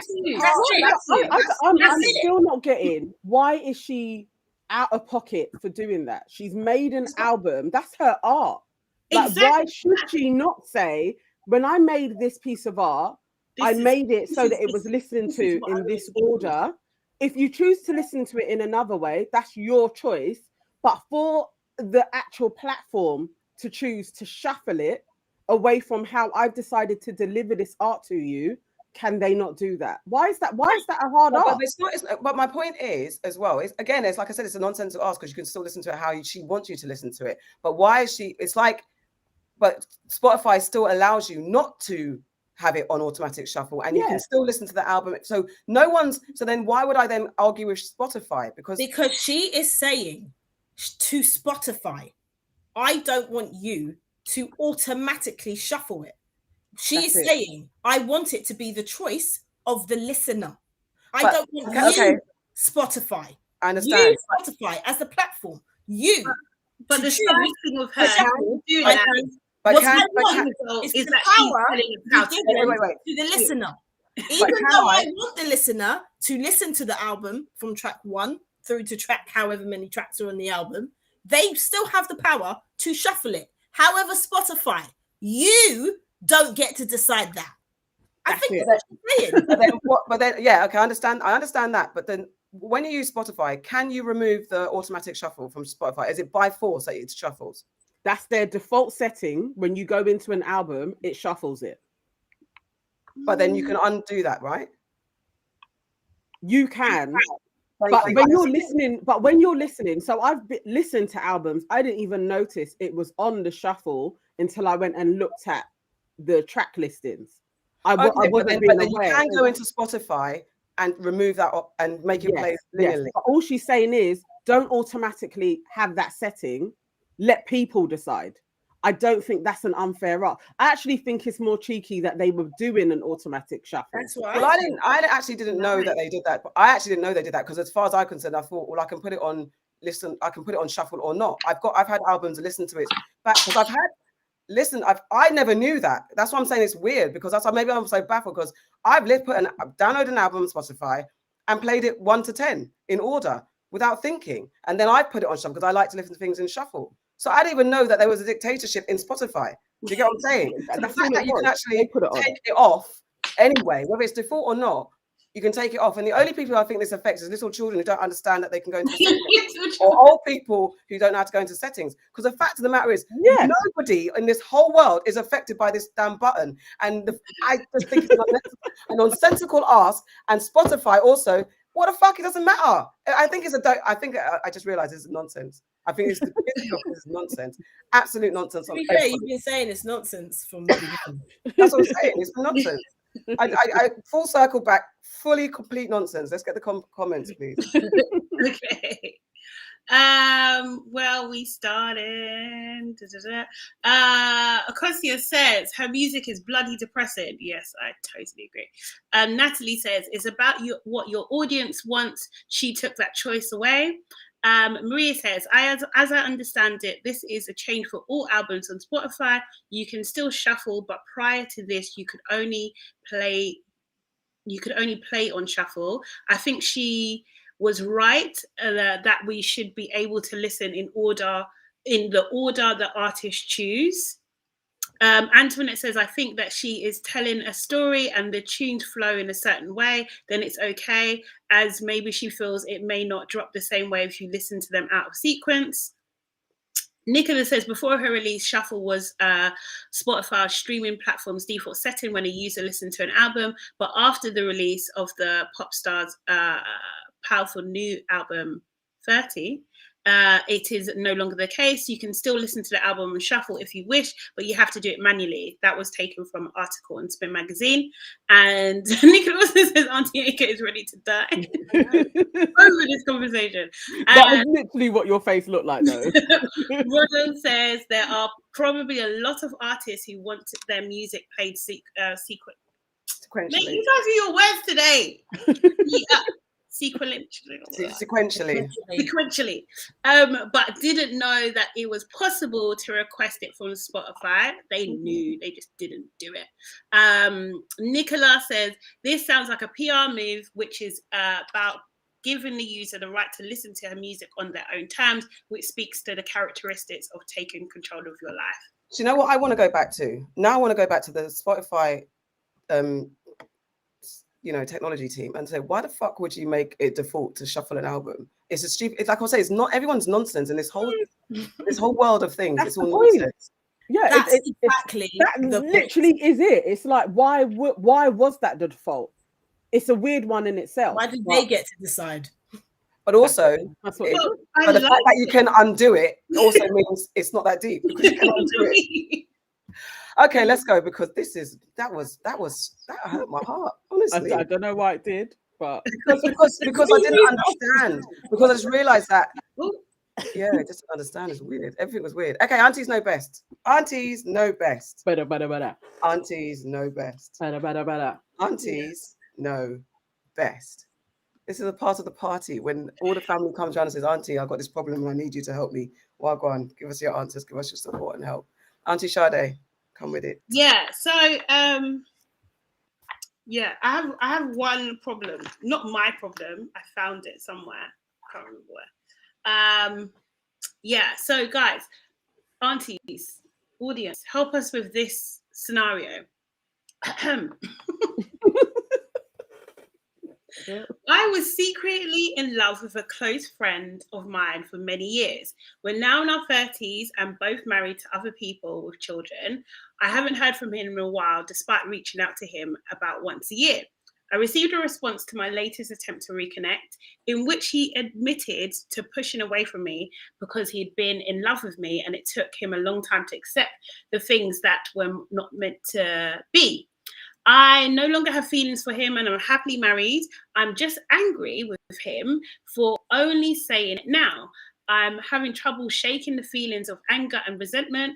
I haven't responded yet and wondering, should I respond and say, surprise, I felt that way too, or should I just let it go? Even though I'm angry. I don't know if it's a good idea to basically do the same to him at this point in our lives and make him reconsider past actions. But I wonder if being honest will give us both some closure, or maybe it would just make me feel better to tell him the truth. Finally, what do you think? Auntie Nana. Why come to me first? All right. My initial reaction to this is don't say anything. I actually don't think she should reply. This feels like a bag, a can, a mountain of worms. and unresolved feelings that will spill over, and this can just affect both of your marriages. I would just stay away from it. She's saying that she's over it, like, but she's angry. That they're too close together. Love and hate are very close. And I think the fact that you're having this visceral reaction to him getting in contact now, it will be very easy to have a lovely, warming conversation. And before you know it, you're back fancying the pants off of this man, and him the same with you. I actually think he did the right thing by blanking you for those years. And now he's doing the wrong thing because he's probably looking for the 20% in his marriage. So blank him. Do not respond. This is big flashing warning lights that shit will go pear-shaped if you two talk at this moment. Lego.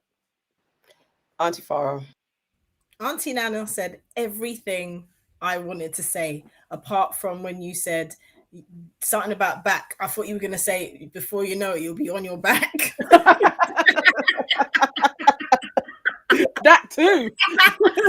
Trust me, she does not need to open this can of worms. If you say you're happy with your husband and you're happy with your life and you're happy with your family, you don't need to say nothing to this dude. He's not in your life anymore. You don't owe him anything. The fact that you feel angry about it, there's an echo. The fact that you feel angry about it means that, like Auntie Nana said, it's too close. You've got some sort of emotion there. You need to walk away, step away from this, because you don't, even if you don't physically do anything with him, even if you start engaging with him now and you start talking about these feelings, that's not right either on your husband. Like, how would you feel if the situation was reversed and it was your husband that was talking to some woman who he had deep-rooted feelings for back in the day, and now they've got back in contact? What do you think that you're going to achieve from that? It's not putting anything to bed, because there was nothing to be put to bed in the first place, because you never went there. So let's just leave it. You're both happy. Let's leave it. In like 10, 20 years time, when he's on to his next... Ooh, hold.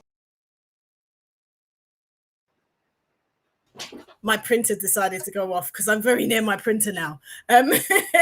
In 10, 20 years time, if he's on to his next wife and you're on to your next husband and you're both free and single, then do what you're going to do. But right now, I think that just block his number. You don't need to engage in this conversation. Just move on. Yeah, because I really want to go back to the beginning of this and say, okay, you were secretly in love with a close guy friend. So I wonder why she didn't feel like she could tell him at the time. That's interesting. And why he didn't feel like he could tell her at the time. Were they both always constantly dating other people? Why they couldn't tell each other? Or they both sitting there looking at and just doing the most longest, driest, awkward rom-com that never became the comedy or the rom, because both of them were just quiet for no reason, sitting there single, being best friends. I really want to know what they did in those moments of both loving each other but not telling each other. Definitely agree. There's no point now, unless everyone's looking for a window, because why is he getting in touch and why is she angry? Your emotions are, and why are you still thinking about him? Do you know what I mean? So you've been reaching out to him once a year to try and get hold of him, because you know women, our love lasts long. So why are you reaching out? That means you still kind of like him. You still want him, and he's reaching out to say he loves you. He did love you. He loves you still. You don't think this is a film. Don't talk to each other ever again. And when you said echo fire, I was like, yeah, that is true. They were hearing like echo of love, echo, echo, echo. They loved each other. No, tell the truth. Why now? And I'm quite into like romantic reconnections and all that type of stuff. And nah, this is risky. Unless you want to out from your family, you want to try something new. But nah, I think just leave it alone, mate. Auntie Yardie. You want her to get in touch and fuck, don't you? You want to have to get out of your system. Yeah, Auntie Yardie wants to. She might be getting her marriage out of her system. She might be, but she's clearly not happy. Otherwise, why are you so angry? You're clearly unhappy, and he's clearly unhappy because he's confessed his feelings now. She's just pretending that she's happy because he wasn't available at the time when she wanted. Do you know what I mean? So what this really points to is there's a big problems in your current relationships. So maybe you guys need to hook up. I am joking. Some people make me. You're not actually joking. You ain't joking. I'm not joking. This is not joking. You're telling the truth. This is what you should do. You blatantly tell the person, What? you should explore this. The thing is, yeah, but the thing is, okay, I'll be real. This is what happens though. People do this. They do this all the time. Like, people think that they will walk away or they won't respond. They'll fucking respond. They will. Because they'll see, it's better the devil, it's better I know. Do you know what I mean? I don't want no regrets and stuff. If he's not interested, he won't respond, then he responds. Do you know what I mean? Like, it'll just that's what's gonna happen, babe.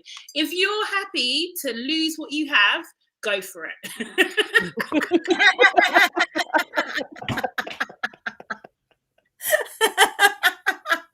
But no, that's what's gonna happen. You're gonna lose everything for everything. For a dick because your man is not going to be, man don't forgive philandering women. No, so they don't.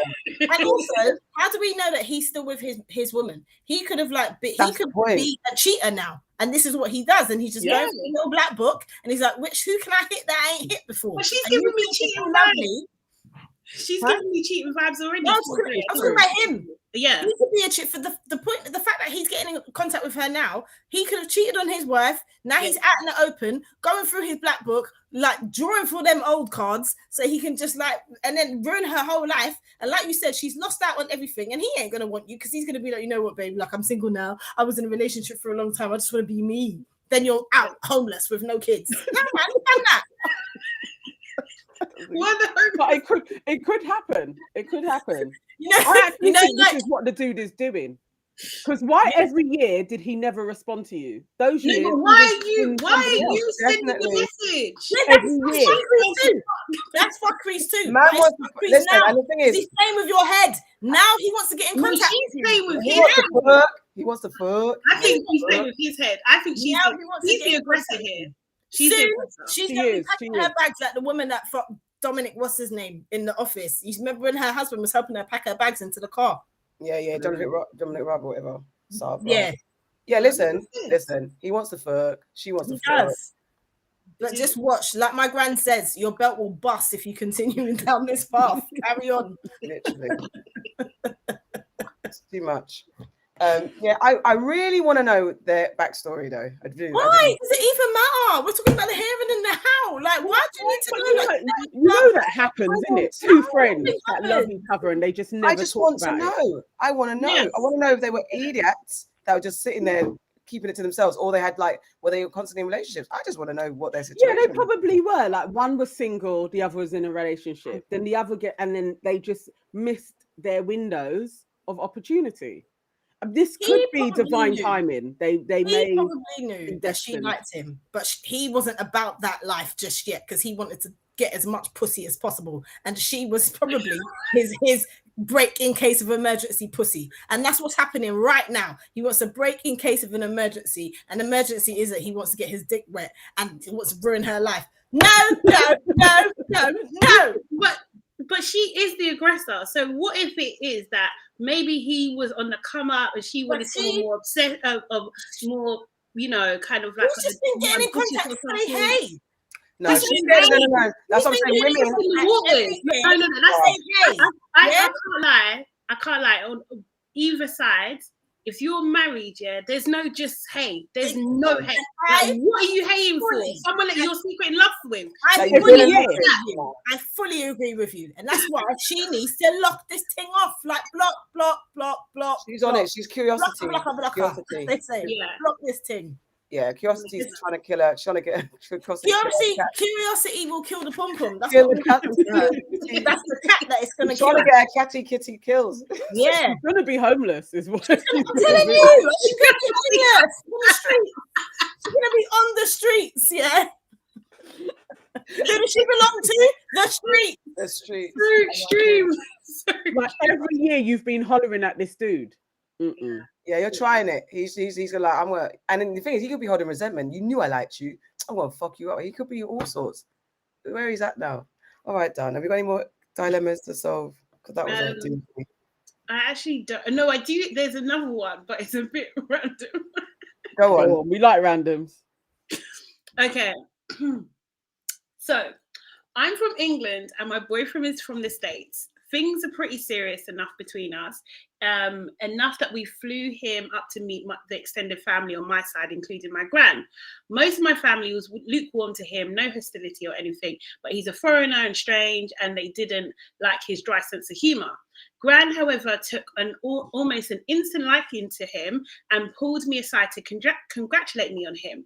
Then she went on to say how Americans are much bigger down there, and she knows this because during the war, she played house with an American soldier that was stationed up there. She then went into fairly graphic detail about ways to have safe and enjoyable sex with somebody. Sorry, I'll continue. I was blushing I was blushing after hearing all of this, and it was only after that I remember my gran was born in 1930, meaning that if this happened during World War II, she would have been about 13 or 15 years old. I was absolutely mortified by this knowledge, and don't know how to look her in her eye. I usually go back to my home area during the uni holidays, and I don't know how I can get out of seeing her or explain to everyone why I've decided that I cannot come home. Can you help? Oh, grow up, young lady. You only had a pass. How the hell do you think you got here? Exactly. Shut the hell up. I thought she was going to maybe then go in and like, oh my God, I feel like my gran had been abused. And I was going to say that probably the soldier was young too. Not that excuse anything and all that type of stuff. But however, you're going to be embarrassed because your granny had sex. Fix up. Yes, she had a while of a time. Better get some tips from her. Like you ain't been doing things. That's what I'm saying. What kind of nonsense is this? I'm not going to go back to the family house because I think my granny's had. My gran had sex. You better never chat to your mum again. You can't act like you didn't know your gran was wild. Like your gran must have a personality for you're comfortable to say them things anyway. So, because imagine like my gran would never start talk them because like that's just like so far left. But your gran must be a little bit spicy. Spicy. Spicy. You feel like she can say to you, yeah, man, because you see them Americans, they got them big things in it. Like, come on. Like, I've never heard that before, though. That's nonsense. Unless she meant a black man. Maybe. Maybe she was talking about the black American soldiers. Yeah. Maybe this is a white chick. Oh, so black American men are bigger dicks than British American men. British black men. Sorry. No, I was thinking of the British white men. That's what I think. She didn't specify race. To be fair, I think that's what the granny. I'm assuming she's black, and she might not be, right? I don't know. I'm assuming she's not. So see now, she's not. Is she feeling uncomfortable? Is she feeling uncomfortable because her nan's talking about black men, and now she feels uncomfortable? I think so. I think. Oh my God, is she a racist? Maybe. I didn't get that. I just felt like she was uncomfortable about her gran telling her how she used to get it in. Yeah, I think her gran was riding black dick, and now she literally is like, I didn't know that my gran like black men, did nignogs, and now she's not on it. She's not on it. Or maybe she's looking at her mum like, I wonder if granddad is your dad. Or because maybe there's been the black sheep of the family type conversations. Like, why is mum's hair a bit kinky, gran? And granddad never admitted. So then it's all coming out now in the wash. Could be racism and supremacy and all sorts. Because why the hell are you? Obviously, we're reaching here. Obviously, it's got something to do with black people. I don't care. Yeah, it's black willies, and they're not happy. All right, fair enough. Well, no, listen, I think consensus is grow the hell up and stop being silly. Don't avoid your gran because she talked about Willie. Come on. Come on. Maybe she's embarrassed because her boyfriend doesn't have a big one then. So she can't talk about it because she can't. Well, he lives in America. You don't have to have it. This is all very plenty of local non-big dicks. There's options. All right, let's move on to For the Culture. What's going on for the culture? It's where we talk about what's been going on in the culture, on the socials, in life has been affecting us culturally. A few things to pick from. We have the white Yardie debacle, because gosh darn, and we will get into that. Summer Walker and her new boo getting matching face tattoos, and the internet discussing Will Smith or Denzel. I mean, I didn't even know this was something to argue. All right, but what do you want to go with first? Shall we talk over what was like the talk for days about white Yardie? Okie dokie, let's go. So white Yardie is a white comedian in the UK who is of Jamaican heritage. He was born in the UK, that was schooled in Jamaica, came back to the UK, and he's created this persona called White Yardie because he's a white man that speaks with who has a Jamaican heritage, Jamaican accent and all sorts, and he fully represents Jamaican culture and stuff, and he's a white man, and he's named himself White Yardie. And so basically he has always been in, on the I say the chitlin circuit of the comedian world in the UK. He's on those kind of lineups where you have Nigerians versus Jamaicans, or just the black community circuit. He's been on there, and he's been quite stable, and he's quite favorited by a lot.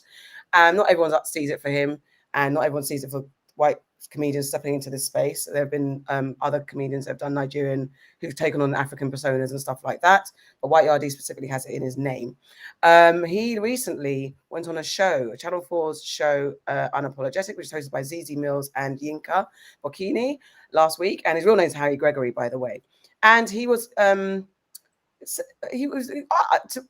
I won't give my opinion, but he was asked a line of questioning that people found offensive, asking about his heritage, whether or not he's got a Jamaican passport.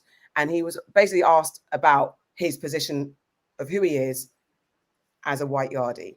And there was lots of criticism of this interview, saying that he was being disrespected and it was rude, and lots of black people jumping to his defense. And in the mix-up is another black comedian called Dane Baptiste, who apparently was on the show in silence, not talking to White Yardie, because they had a run-in before, because at the time when White Yardie did a video calling out black comedians specifically who weren't supporting the volcano. I think it was St. Vincent. The St. Vincent volcano relief efforts. And he kind of jumped the gun and kind of, called out black comedians, including Dane Baptiste by name, saying they hadn't done anything. And Dane came for him, cussed him out, also told him to suck his white mother, which I do think is rude. And they had a back and forth. But then it was kind of remixed to kind of align with this conversation about White Yardie's credentials being critiqued. So I just wanted to know, it's been a big furor. Who's those are for on White Yardie's side, those who are just like, what the hell, and all that type of stuff. What do you guys think, and what's your reaction to it? Auntie Sade. So I think my interest only really peaked in it when I saw Dane's name get caught up into the mix, just because, I'm pretty sure we all know Dane, right?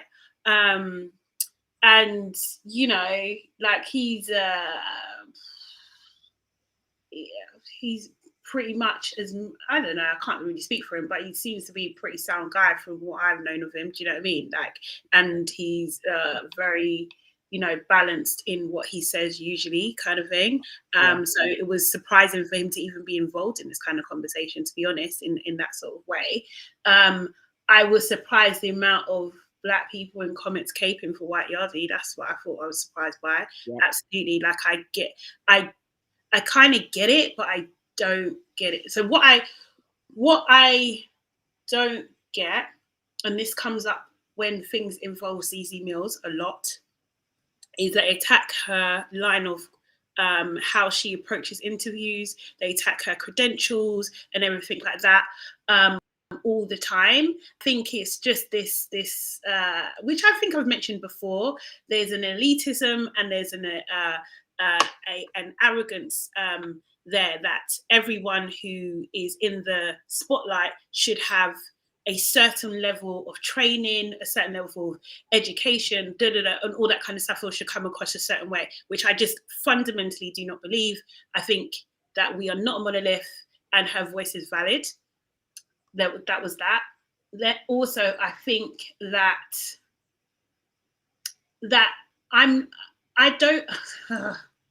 I wasn't, and maybe it's not for me to be, let me just say that, but I wasn't offended by the question. Do you know what I mean? Like, it didn't offend me in any sort of way. I thought it was a reasonable question to ask, because it's a Channel 4 show. You've got a white man literally calling himself a Yardie.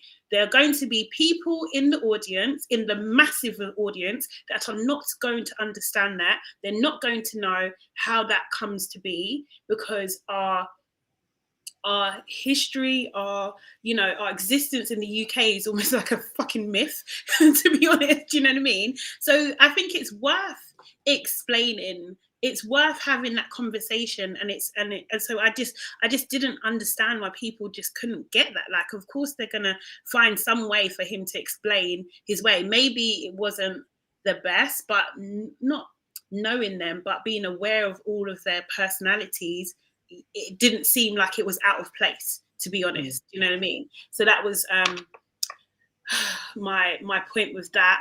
And he just kind of like basically just broke down what nationality is. Do you know what I mean? But like, what wasn't kind of broach was the complexities around that.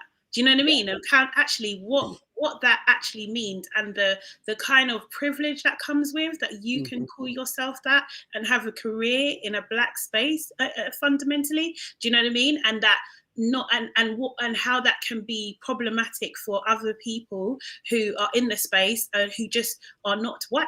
Do you know what I mean? Like, it's just, I do think that should have been the conversation. That should have been part of the conversation, and it wasn't. It kind of got put onto this thing, and then you've got, Dane looking like, I don't even know why they tried to come for Dane like that. But anyway, sorry, I'll try and wrap this up. And then with Dane and what he said, yes, I think the suck your white mum comment was fucking rude. Do you know what I mean?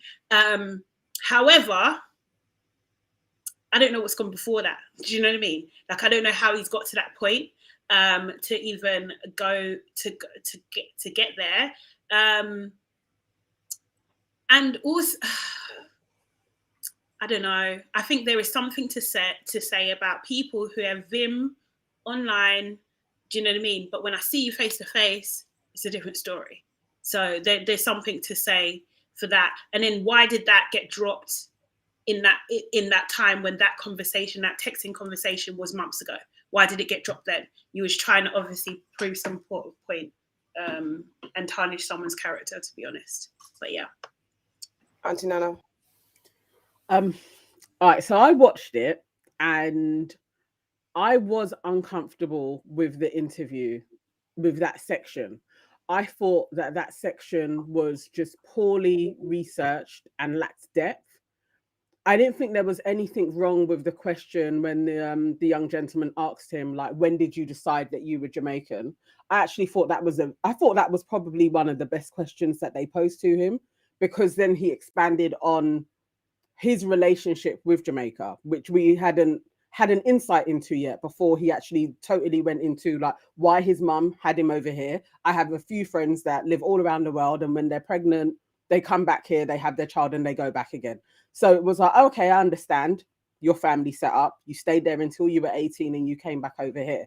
I definitely agree with Auntie Sade. That's precisely after he gave that context, then it needed to be questioning him about his privilege and the fact that he just trades off of speaking in patois and really showing Jamaican culture that a lot of people can't trade on because they would be deemed as, I don't understand what this man is talking about.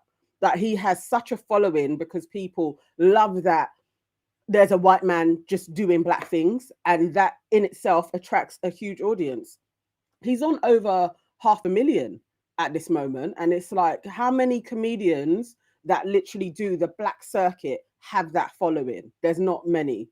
And so when he called out Dane, Mo, Sideman, and Judy Love in regards to the volcano eruption and that they're not doing anything, they're not using their platforms to promote it, that also should have been brought up. Like, actually, do you think that you are in a position to be calling out other people with your white privilege, and you have contact with all of these people where you could have done this personally to them, but you chose to do it publicly? So I kind of get when you are out there doing shit publicly, that somebody is going to come back for you, and Dane did, and told him about himself, and also told him to suck his white mother. You opened up a can of worms. This is how he chose to respond. Yeah, it's rude, but I could also say it was rude for him to be on his platform calling out people when you don't know what was going on. And Judy had just lost her dad, and it's like, you didn't know any of this when you could have done it privately. So I do think there are elements to White Yardie's persona that they really didn't even get into. It's like they were tiptoeing, and that made it really uncomfortable, because you're talking about appropriation, and lots of the times they had the term wrong. They weren't even exploring what cultural appropriation actually is. And when you do have somebody who some people could say he has appropriated a culture, ask him about it. Like, it was like they were skirting around. It was uncomfortable. But I was really surprised at the amount of Black people that were literally going in on Zeze, and Zeze didn't even say anything inappropriate to him. The guy disconnected his Twitter account for a certain amount of time, because all of White Yardie's fans were going in on him as well for just asking that question. When did you decide that you are Jamaican? I think that's fair dues for somebody that wasn't born there, because there'll be another person who would stipulate that they are British born, but were brought up in this country. So for him to say, I am Jamaican, I think it's fair for somebody to ask, when did you decide that? Because kind of you have the privilege of deciding that you are British and you've chosen to be Jamaican. So I think it's a fair question.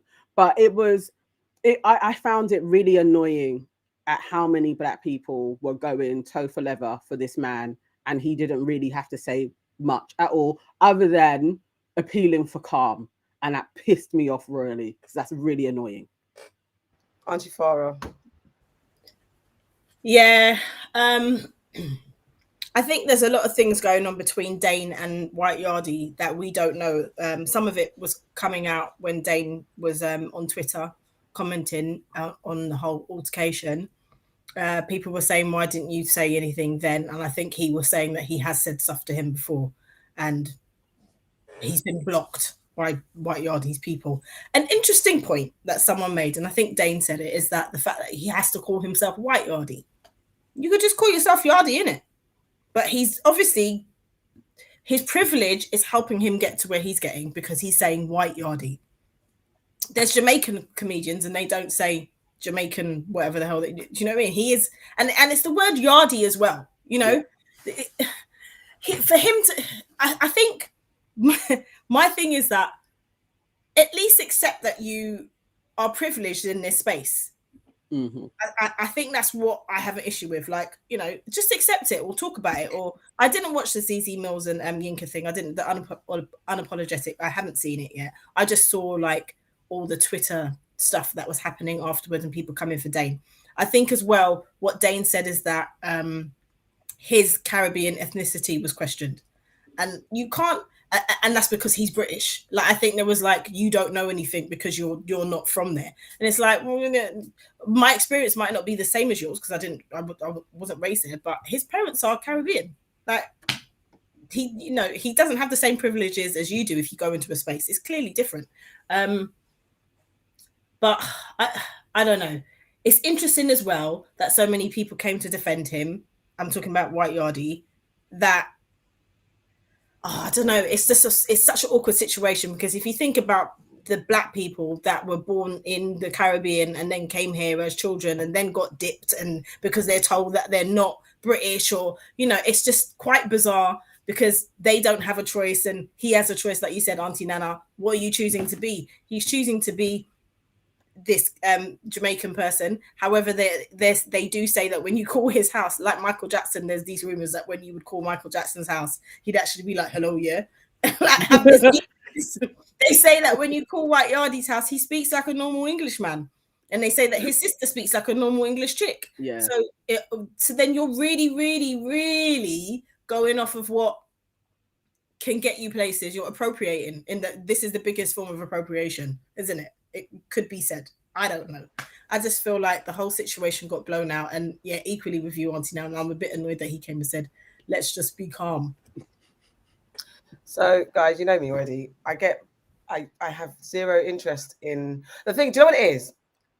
I always say that there's enough of us doing things that we do authentically without caping for white people doing what we do already authentically. And it's not hate. And I know some people are like, oh, you just don't like them because they're white. It's literally not that. I mean, black and white is kind of like, I don't like that person doing those things because they're white. It's not a question like they're rubbish. It's not a question of it, but There are so many black people that are not going to get the accolades, who are doing it and could be and probably are better authentically, but yet this person's going to get ahead because they are white. I cannot put my heart to this, and they don't need me because there's enough black people that we've seen caping for them. So I get, already, I get very frustrated when people just lazily label me as just not liking them because they're white. I just think there's enough of us doing things that don't get ahead. I don't care. They don't need my voice to support them. And on the back of that note, White Yardie doesn't need a bunch of black people caping for him when he's blatantly capitalizing off a culture and an ism and schism that we are not afforded the luxury of reveling in. Yeah. Close to how many millions of followers, how many of our black comedians on the Chitlin circuit, and it's called the Chitlin circuit because it's a circuit that's got not much money in it. Look at the history of black comedians, especially in this country. It's only recently that we got the Mo's and the Munyas and Judy Loves that are starting to break through, but it's after decades. When Mo did his program, Where Are They Now type show about the black comedians, I was heartbroken about it because it's like we grew up in a time when there was Real McCoy, we had Lenny Henry, for whether you like him or not. We had all these type of shows and comedians that we were like, oh my God, really their trajectory. They should be household names by now. They should be doing Ant and Dec stuff. They should be hosting comedy shows. They should be on panels. We have conversations where even panel shows, we've got so many comedian panels. It's rare that you get a black comedian hosting or even joining a panel to fucking contribute jokes and laughter to the conversation that they're having. It's very rare. It's only now, recent times, that we're getting more diverse representation on comedy panel, just a fucking panel, just to sit down and contribute your voice to that. So White Yardie, I have no time for you. You could be funny. I wouldn't take away what you're doing. You obviously got talent. I don't know your jokes. I don't know your comedy shtick. I definitely don't watch it. So I don't know to say if you're good or not, but I figure that you must have something going for you, that people like you. But I don't think that show was disrespectful to him. And I understand what you're saying, Auntie Charlie. There's a lot of criticism at Zeze Millz. However, I do think what Auntie Nana said, there's research and there's ways of delivering. You don't have to be speak the Queen's English and be from, go to Oxford and be graduated journalist and before you get into those spaces. That's not right. If you've got a talent, go for it. And Zeze's got a talent. However, this is where you leave yourself open for criticism if you haven't got your people. And it's not even down to Zeze. She's a presenter at this point. At the point, she's a figurehead. She can essentially sit there, get your papers from the research team and go forward. She should essentially, in theory, doesn't have to do any type of work until she does her rehearsal in the day. So that respect, it's still not for her, people to come for her. People don't need to come for her.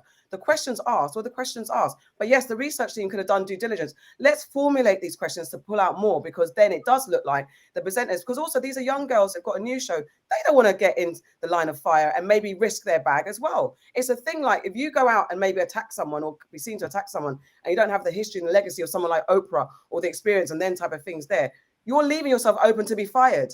And being the black scapegoat is so easy. I just want to say, though, I think that even, and I kind of started with her because it's just like, even like the question that people are really annoyed about, she didn't ask. She didn't ask. No. She will get all the vim and all the fight and the shots, all comes to her. And it's just like, I think that I do, and I said before, not that I'm super caping for this girl. I just want to say, and I actually don't think that she is mediocre, but if she was white, no one would have a thing to say. At all. Nothing. Do you know what I mean? I just think that, she does represent a group of people and that actually listen to her. Do you know what I mean? They listen to her, and it doesn't have to be super deep all the time. It doesn't have to be super academic all the time. It's just being able to be a bit of a cultural voice to kind of cut through some of this noise. I agree with that. And he's not afforded that she owns that little space, or it's not even little, but she owns a big slice of the pie. She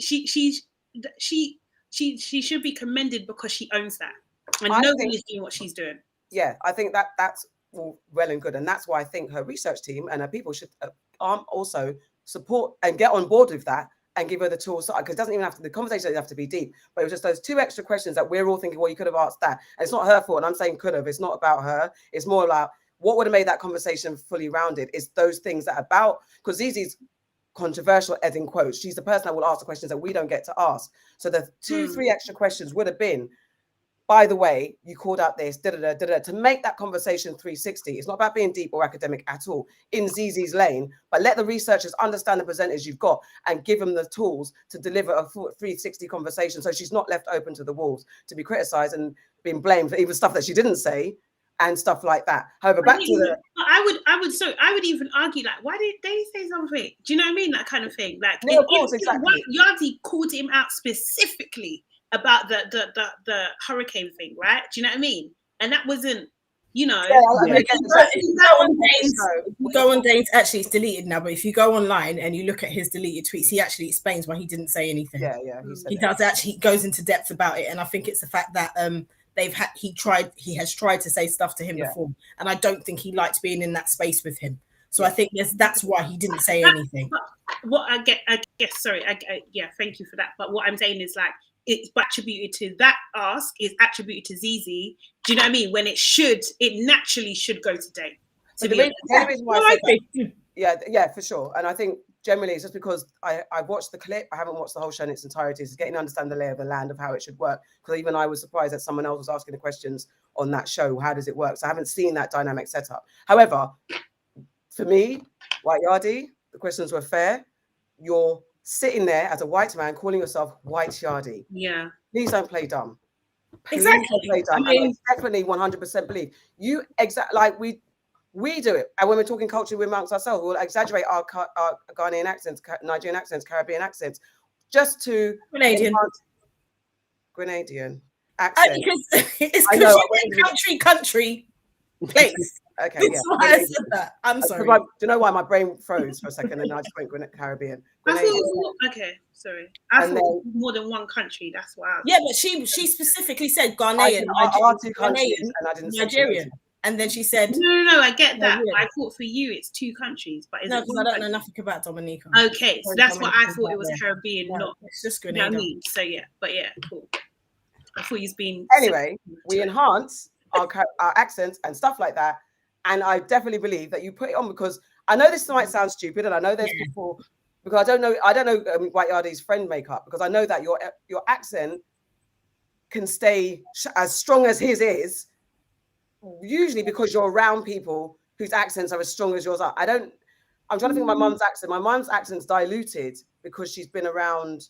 She's been in England. However, she speaks Tree daily, so she wouldn't lose her accent so much. Do you know what I'm saying? But I don't understand why. You're saying. But my dad's been here for 50 odd years, and he speaks like he just got off the boat. Yeah, that's what I wanted to. Yeah. Because he arrived on a boat. I'm not being racist. Like he came on a boat. Do you know what I mean? Like, but again, he speaks patois, so it's just like.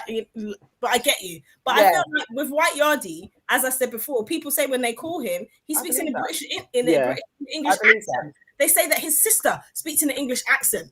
So it's those little things, like it's like he's constantly in character. And I suppose you have to not question. We all know that if there was a black comedian calling themselves English Brit or English or just even Black Yardie even Black Yardie. Black Yardie ain't getting booked. He's not getting booked. Unless he'll get booked if he's cooning. He'll get booked if he's cooning for white people. That's how he would get. You're right. You're right. That's how he'd get booked. Yeah. And if a white man does, and if a black man does anything like Cockney Geese, what's his name? What's the guy who's got the kids on Instagram? Steve-O, the madman. He's leaning into his Cockney characterism, but I think it's obvious. We understand where it's from. We know what you're doing, White Yardie. So take it. Unfortunately, own it because you know what you're doing. And Dane Baptiste, I hear what you're saying, man. And he said that he did donate, he did his thing, and White Yardie called them out. And then what someone said was, White Yardie, if you're not making it about race and all that type of stuff, you only called out black comedians. But if you're talking about, why not talk about all of the Caribbeans? Why not all white Caribbeans? He tried to say it's about nationality, not about race, didn't he? Yeah. And so then that means, why don't you call out all? Because you're not the only white man from Jamaica, by the way. So then why not you call out all Caribbeans who've been silent, all famous Caribbeans who've been silent? Yeah. Why not say that then? And that's the part. And that's the part when I'm like, sometimes when white people get a little bit of a license in our space, I dress back because like then it's only a few minutes before they get too comfortable, and then and it might be inherent or something about their privilege kicks in, like then they're like, everybody calm down, it's okay, let's just calm. Why are you so angry? Just calm down. Let me just get back into my position of power, by the way, because listen to me, because I know you all respect me, I'm quite fan in this space. But I do think that he just doesn't, it seems like, I don't want to assume that he knows. If he doesn't know about his privilege, like, do you know what I mean? It's just like, it doesn't help when Black people are caping and almost like enabling him. Do you know what I mean? So how's he going to understand that actually that you're ignoring a whole nother side of this whole conversation about what you represent, especially in this space? So every time you show up, every time you speak, it kind of sends other connotations of things. So you need to, you know, like it just seems, it's just very frustrating for me. I found it very frustrating. I was really annoyed at the way people were talking about how Jamaica is so multicultural. And it's like, come on. It's just, it's just like, yeah, there are white Jamaicans, but it's not like a multicultural land where you're going to go on a street and there's like a white family, a Chinese family, India. It's not like that. Yeah. The overwhelming majority are Black. It's a Black country. It's a Black country. You know, and those positions that a white person occupies are usually quite high up as well. And it's like that. Let's not try and mask this. Like this is some utopian place that he's come from, and then he's come to England, so he doesn't know what his privilege is. It's like he absolutely does know. I'm not giving him that leeway to not know. He does know. He really does. Okay. And I think also because I think Dane, was it Dane or someone around who was on Dane's side was like, you might be a bit hater-rated because you assume that your white privilege will get you further than you out in this country. But I definitely think you're on the Chitlin circuit because also, so you can talk about that because also, what would a white audience do with a white Yardie comedian? Really? Do you get what I'm saying? He can only speak to a Black audience, really. Yeah. So because he would literally have to do whatever that would be called, but he would have to do a version of white Yardie cooning. Yeah. You know what I mean? For it to be understood. Yeah. In a way, you know what I mean? Like, and So then he chose, because you know sometimes when it's that thing where I can't make it in that space, so I'm gonna make it in this space and I'm gonna dominate in this space. Yeah. So when you see someone like Dane who's got TV shows and has been more visible, because what the hell is a Whose Line Is It Anyway, or whatever the show with all the comedians, when now we've got a few more Black people on those panels, what are they going to do with a white Yardie? Because white people are like, what the fuck are you doing, bruv? It's just me. Yeah, and he's going to explain his persona in a white conversation. Yeah, that's the conversation. That's a combo. That's like a combo with appropriation, though. Actually, can you take your brand of comedy mainstream? Those are the things where it's like, so then how much space do you take in the Black space? Yeah. These are conversations, and it would have been really good to actually, I really want this show to grow. Like, I really do want Unapologetic to get somewhere. And I'm hoping, because people attack Zeze so much, that she actually really starts to strengthen a team around her to help her be very solid in her presenting style. It's gonna happen. I remember when everybody would always come after June Sarpong. And I do think, like, when you're a Black woman and you hold a level of kudos and some type of power, and people look up to you as a presenter, a lot of Black people also come after you. And if you're then watertight with what you're doing, people are going to criticize you. But there are things where I think if she has a really strong team around her, she'll just be better at her work as well. And I want them to carry on, though, because I do think they have the makings of something really great. But Dane had a position on that show and he didn't do anything with it. You have beef, but you're a presenter. It literally is an open panel. There's 5 of them on there and they can all ask questions. It wasn't okay for him to just sit there and not talk. I was literally like, why are you being a fool? So you're just going to be like some mute uncle. Like, this isn't okay, even on your co-presenters, that you're not talking and not engaging in this. You put your beef aside, you're at work, you deliver a show, you don't sit there quietly. It's like he amplified the awkwardness by not talking. I just think as a presenter and with what his position, it's not okay to do that. Like, then somebody else could have sat in that seat. you know what it is? Everyone's so 2 seconds removed of thinking I could get fired. I'm not going to be the black to do it, and that's unfortunate, and that's not good. Don't turn up. That's not good. Don't turn up. Exactly. That's not good.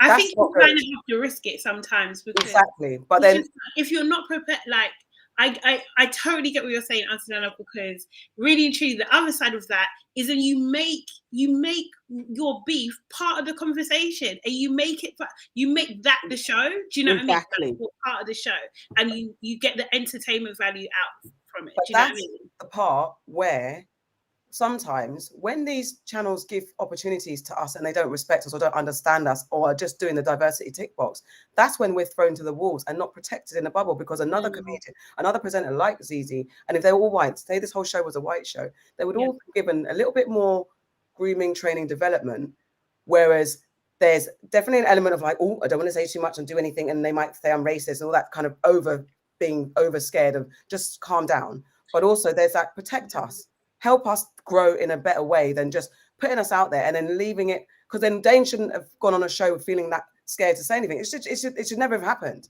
I feel like it would be good, like maybe we should get Dane on the show, because it'll be good. Yeah, we can get Dane. We should get Dane. Do you know what I mean? Because of his work, I'm really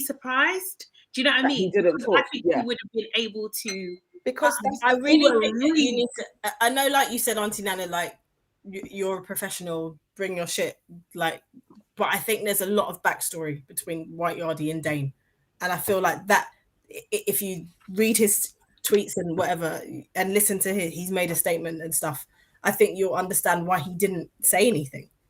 It's, maybe he shouldn't have gone on the show, but maybe on the show. Let's get the comments, please. Let's move on and get the comments. I was enjoying myself. I know. But we definitely should reach out to him and try and get him on, and just not even just that, like discuss other things that he works on as well. I think he's had a journey. He's had a journey. Let's get the comments. Okay, so Iola, hi Iola. She says, call him out. Yes, this is the most sense I've heard all week. I'm not sure what's wrong with everyone caping for him. It's like they've gone back to sleep. Thank you, Aunties, for restoring sense into this topic. Lacey says, talk the things. Yes, we'll talk all the things.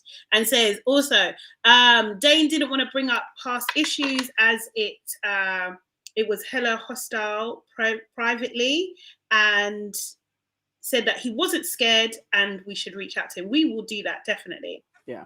All right, so let's talk about Summer Walker and her new boyfriend getting tattoos. Why? She just got with him. She just publicly outed the devastatingly shit baby father that she's had, the bad time she's had, his mother, everybody, his ex-baby mother, everyone has come into line of fire of her album. She's cussed them all out. She needs a moment to breathe. She's now got a new boo and she's already got tattoos. I beg you, she's my daughter. Love, I beg you, honey, no. Guys, what do you think? I don't know what this fastness is. Like, I am at a loss with some parts of American culture, because it's like, why is she so fast? Is her child even a year old yet? I don't think it's just American culture. The child's like 2 months old. I'm like, maybe not 2 months. Like, why is the man even living with you? Like, why is he? Like, is he living with her as well? He's in the house. Like, it's just all so consuming. But the thing of a tattoo, when will people learn? I mean, hopefully she'll be able to cover it up or whatever. I mean, hopefully they last. But what's the likelihood of that shit? And it is like, why are you so flipping fast? Maybe it's just that she's got too much money. So you're just living fast. Like, it's just, but it's annoying and it's a nonsense. And she's stupid. And I wish somebody really would be able to stop her from, like, maybe you should get a license to get any type of joint tattoos with somebody. Like, you need to go through a method of counselling, and the counsellor's like, okay, I've seen these people sane enough to do it. Like, you shouldn't just be able to go to the tattoo, or the tattoo artist needs to be like, no, I'm not doing it. How long have you two been together? 10 years? No, I'm not doing it for you. The thing is, though, and he got one too. Just to say, he got one too. Just to add, he got one too. He's as dumb as her. Yeah, but let's be real. These people have got hella tattoos. It's not like she doesn't have a tattoo anywhere and she went and got a tattoo on her face. She probably doesn't even remember how many tattoos she's got. This is just another tattoo that when she breaks up with him next week, she'll cover it up with a flower. Like, people have been doing this for years. Like, what did Faith Evans have? Tattoo on Tata saying B.I.G. and all this stuff. Like, it says something else now. Like, this is not new news. She's just doing this because it's like, look at my boo. And then in a minute, it'll be like, I hate my boo. And that's what she'll change it to. Even flipping, what's his name? Jack, like, why can't I remember his name? Who's Jack? No, oh my God. Describe the person. Thank you. Yeah. Jack, as in Pirates of the Caribbean. Oh, yeah. okay. Johnny Depp had Winona Ryder on him, and now it says Wino forever. That's what it is. Yeah. He really called that for himself, didn't he? Yeah. Why are they so dumb? Oh, Lord. I don't know. I think she. I've like I said when her album came. I think she's messy. I just don't. I don't support. I don't support this behavior at all. Like, this is crazy. Like, what are you? Because the thing is, yeah, she knows. She is seeing her influence in real time, right? Do you know what I mean? Yeah. So the internet like almost crashed when her album came out. You know, girls left, right, and center were breaking up with their boyfriends, like asking them questions based on like listening to lyrics in her album. And then and then 2 weeks later, bro, are you fucking mad? What message are you sending to young girls? This is absolute nonsense. Some of you need to be stopped. It's too much.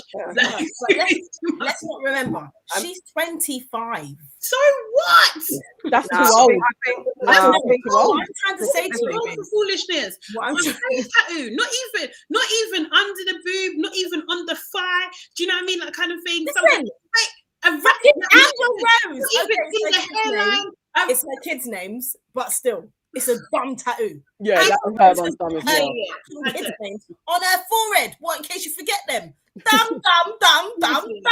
Like, but at least they're her children. I know, I know. But I'm just saying that people do dumb shit. To be fair, it's not even at least it's her children, because children can fuck you off, and you can have a child that's a bad breed, and you've got them. And if you chose like my first one, they're hers. They're never going to be her children, right? You know what I mean? But I want to get to the root of Summer's. I want to get to the root of Summer's issues, because I feel like we always assume. I'm assuming she comes from some hardship and madness. What's her background? Has she come from madness and poverty and craziness and hoodness and stuff like that? She's like a self-starter. Has she got like parents that are, broken heart? I don't know about family life. I hope surprised something hard to get where she is, and she built her part of her fortune before she'd done music. Do you know what I mean? So she was like doing kind of like menial jobs and stuff and everything like that, and just writing on the side, and she just was stacking. Had a pretty successful cleaning business as far as I'm aware. Okay, so she's not. And 25 doesn't come into it, because 25 I wasn't putting tattoos of any man. I knew very full well. Don't put tattoos. Nor were any of my friends, to be honest. Like no one I knew. I do know. We weren't doing face tattoos. I do know people who've got their boos tatted on them, and now they're all literally. I think every single one of them has morphed their tattoo into something else, because that person didn't last the tattoo distance. So, I mean, we don't do face tattoos. Face tattoos are kind of it's very American, isn't it? Relatively American, a new generation type thing. I don't like face tattoos on anybody. No, I don't mind them. No, because I really don't like them. I think they just make you look a little bit dangerous. No, I love tattoos. I mean, depending what it is. I mean, I could. And I need to see the guy that makes me feel like, you're sensible. A neck tattoo on a guy, I think it's too right. Yeah, but also like having a little something. I know that's the same. Maybe like round the edge, and also, you know what it is? What is it? You've got a big skull here and teardrops marking how much people you murdered. No, thank you. No, thank you. Kind of danger. Your gang sign here. Your ends, especially like you've got E17 on your face, like that's terrible. Don't put any postcodes on you. That's stupid. Nonsense. Don't rep your crew. Should have been none of that. Now you've got. I don't even know what that's what I'm saying. I don't know. You could have a gun on your face. What tattoo could you have on your face? A man could have on his face and make me feel okay, cool. I respect where you're going with this. I don't know. I don't even like the skull tree of tattoos. life or something, some sacred geometry. So it's like this. I know someone who has one, but I can't really say because then people are gonna know. So yeah, but yeah, I know someone that has one, and it's very nice actually. I mean, and I was like, oh yeah, okay, that one makes sense. My niece wants a tattoo on her neck, and I'm really against it. It's very small. Yeah, if you're watching, you know who you are. It's very small, and I'm like, don't get it. I just don't want her to do it. But she's like, it's that small, auntie, and you can't see it. And I'm like, I don't care. It's still on your neck. It's just because you There's know other body parts, you can cover them up. You can't like, tattoos are addictive and all that type they of stuff. are. Because I want more. Because do you know what? Me too. The other day I burnt my arm on the iron. I was like, oh, I got a watermark. And then because these tattoos on my arms mark the scars I got from hairdressing. So now they're pretty flowers and leaves. And now I've got that. Now I want to do that one. But there's a little bit of rhyme and reason to it. My mum will say it's stupid. Other people will say it's stupid. So I get it. But my face, man, and the neck, it's a lot. But anyway, I like what you said, Auntie Shfara, though. She does get tattoos as Anna Nutton. So to her, it's easily turned into a flower or a gun or she could put a line for it. Yeah, she could do stuff, and it will be fine. So I guess for her, it's not that deep. I'm assuming. But also, I'm not. Be her next album. What's this one? We're still over it. And the next one will be I'm over it still. Yeah. There's a line through that one. I think we'll over again. That one. Finally, quickly, I don't even. Why is this up for discussion? Will Smith or Denzel? Where the fuck did this come from? Why would this even be a Shade Room? Oh, please. It was on the Shade Room. I mean, yeah. So basically, the question is, who's a better actor, Will Smith or Denzel Washington? Please answer this, aunties. Denzel is a better actor than Will Smith, but that's not. No, that wasn't the question, though. It wasn't a question. It was like it wasn't about necessarily acting straight. Hold on, where is it? It says. What does it say? People are debating who the best actor is between Will Smith. Oh, is it? Yeah. I was wondering where you was taking this. I was like, I saw it as acting, but I was really interested. I was like, oh, maybe it was wrong. I stand corrected. I read it as who's the better personality. That's what I read it as. But yeah, no, it was definitely acting. It was definitely acting. Okay, cool. I mean, it was interesting that people were actively batting for Will in the comment section, because I was like, this isn't even, to me, they're on different planes. Like, they're not even the same realm to be like Will Smith and Denzel Washington. But after this film, some people were literally like, nah, Will is an amazing actor. And it's like, okay, but to me, he was good in this film, in King Richard, but it's the same as the man that he played in Pursuit of Happiness, just a little bit elevated and in short shorts. But it was the same type of dude. It was a bit of Will. It's like, it's him. Yeah. It's basically him.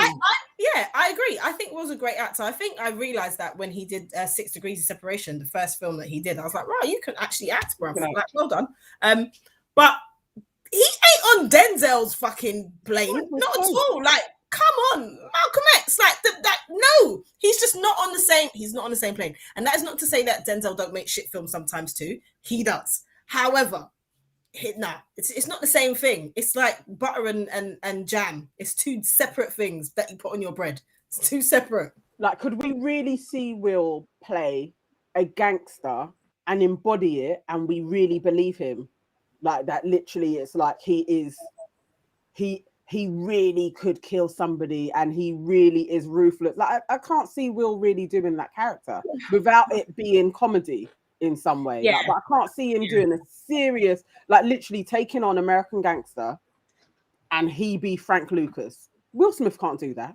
He can't. There were elements in King Richard, and I love that film. I thought it was brilliant. Everyone should go and watch it. But there was 1 or 2 times when I was like, oh, hi, Will. Yeah. Just 1 or 2 times. But he's brilliant in the film, and it's a great watch. But it's the same as you, Auntie Nan. I feel like when Denzel's in a film, I fully 100% believe his character. He's not one of these people who I forget, it's Denzel, it's him again. I don't feel like that. I believe his character all the way. Yeah. Auntie Sade, you're very quiet. Yeah, I mean, no, I because obviously I was thinking about this differently. Yeah, Denzel is definitely the better actor for sure. But I think I don't think he's culturally relevant as much as Will is at the moment because of just generation. Do you know what I mean? That kind of thing. I don't think he's seen as like this generation's like great actor. Like Denzel's firmly are generation and family, like the greatest of all time. Like he's the GOAT, isn't he? So yeah. But I do like Will though. King Richard is great. It's such a good film. It is a really good film. Yeah, and just echoing different generations. You can ask Will Smith, Martin Lawrence, Will Smith, whoever else, someone of his generation. That's all. You can't ask Denzel. Just let Denzel be amongst his people, his peers. It's a whole different thing. I think Will with the right director, and because when Will gets into acting mode, he can act, but he's not always afforded those roles, and sometimes the roles that he's chosen haven't always allowed him to do that. Because when he does get in his space, he can act. So I think he could do gangster, but he'd have to have it'd have to be the right setup. It wouldn't have to be a comedy either. He'd have to be the right setup, right director, that all the elements need to be in place, and he needs to be deep in his acting zone, and he could do it. But it would take a lot. It would take a lot for him to be, I'm scared of you because I just remember you doing nonsense to Carlton and Fresh Prince of Bel-Air. Unfortunately, the Fresh Prince is embedded in our psyches. But when I saw this, I was like, what the hell question is this? What kind of nonsense is going on the internet today? Well, 85% of our followers agreed that they're team Denzel as well. So. Imagine if they didn't. Imagine there was 15% that was literally like Will Smith is a better actor. That in itself. Oh man, they're young. They must be young. They must be young. I might have that might Go for it. Was that you? You put the wrong information out there. Let's get the comments. Oh god. So Iola says exactly, Auntie Donna, same characters, liberties, but no contest. Abena is saying, hey Abena, she is saying regarding Summer Walker, it's like he owns her now. She is branded. Damn, if they break up, he can tell his next girl. He's got one too though. That summer is his favorite season of the year. How can you explain Larry to the next man? It's true. And then she also says it's all for show. She wants to show love is forever. Well, I hope it lasts. And that's the thing as well. Man's name's Larry. Yeah. I would have took his initials. You put Larry on your face. Larry. Nah. But yeah, what you said about being branded. Deshaun is Larry. That's what I always think when women get men's tattooed, they're like the name on them. I feel like you're branded now. You're like a heifer.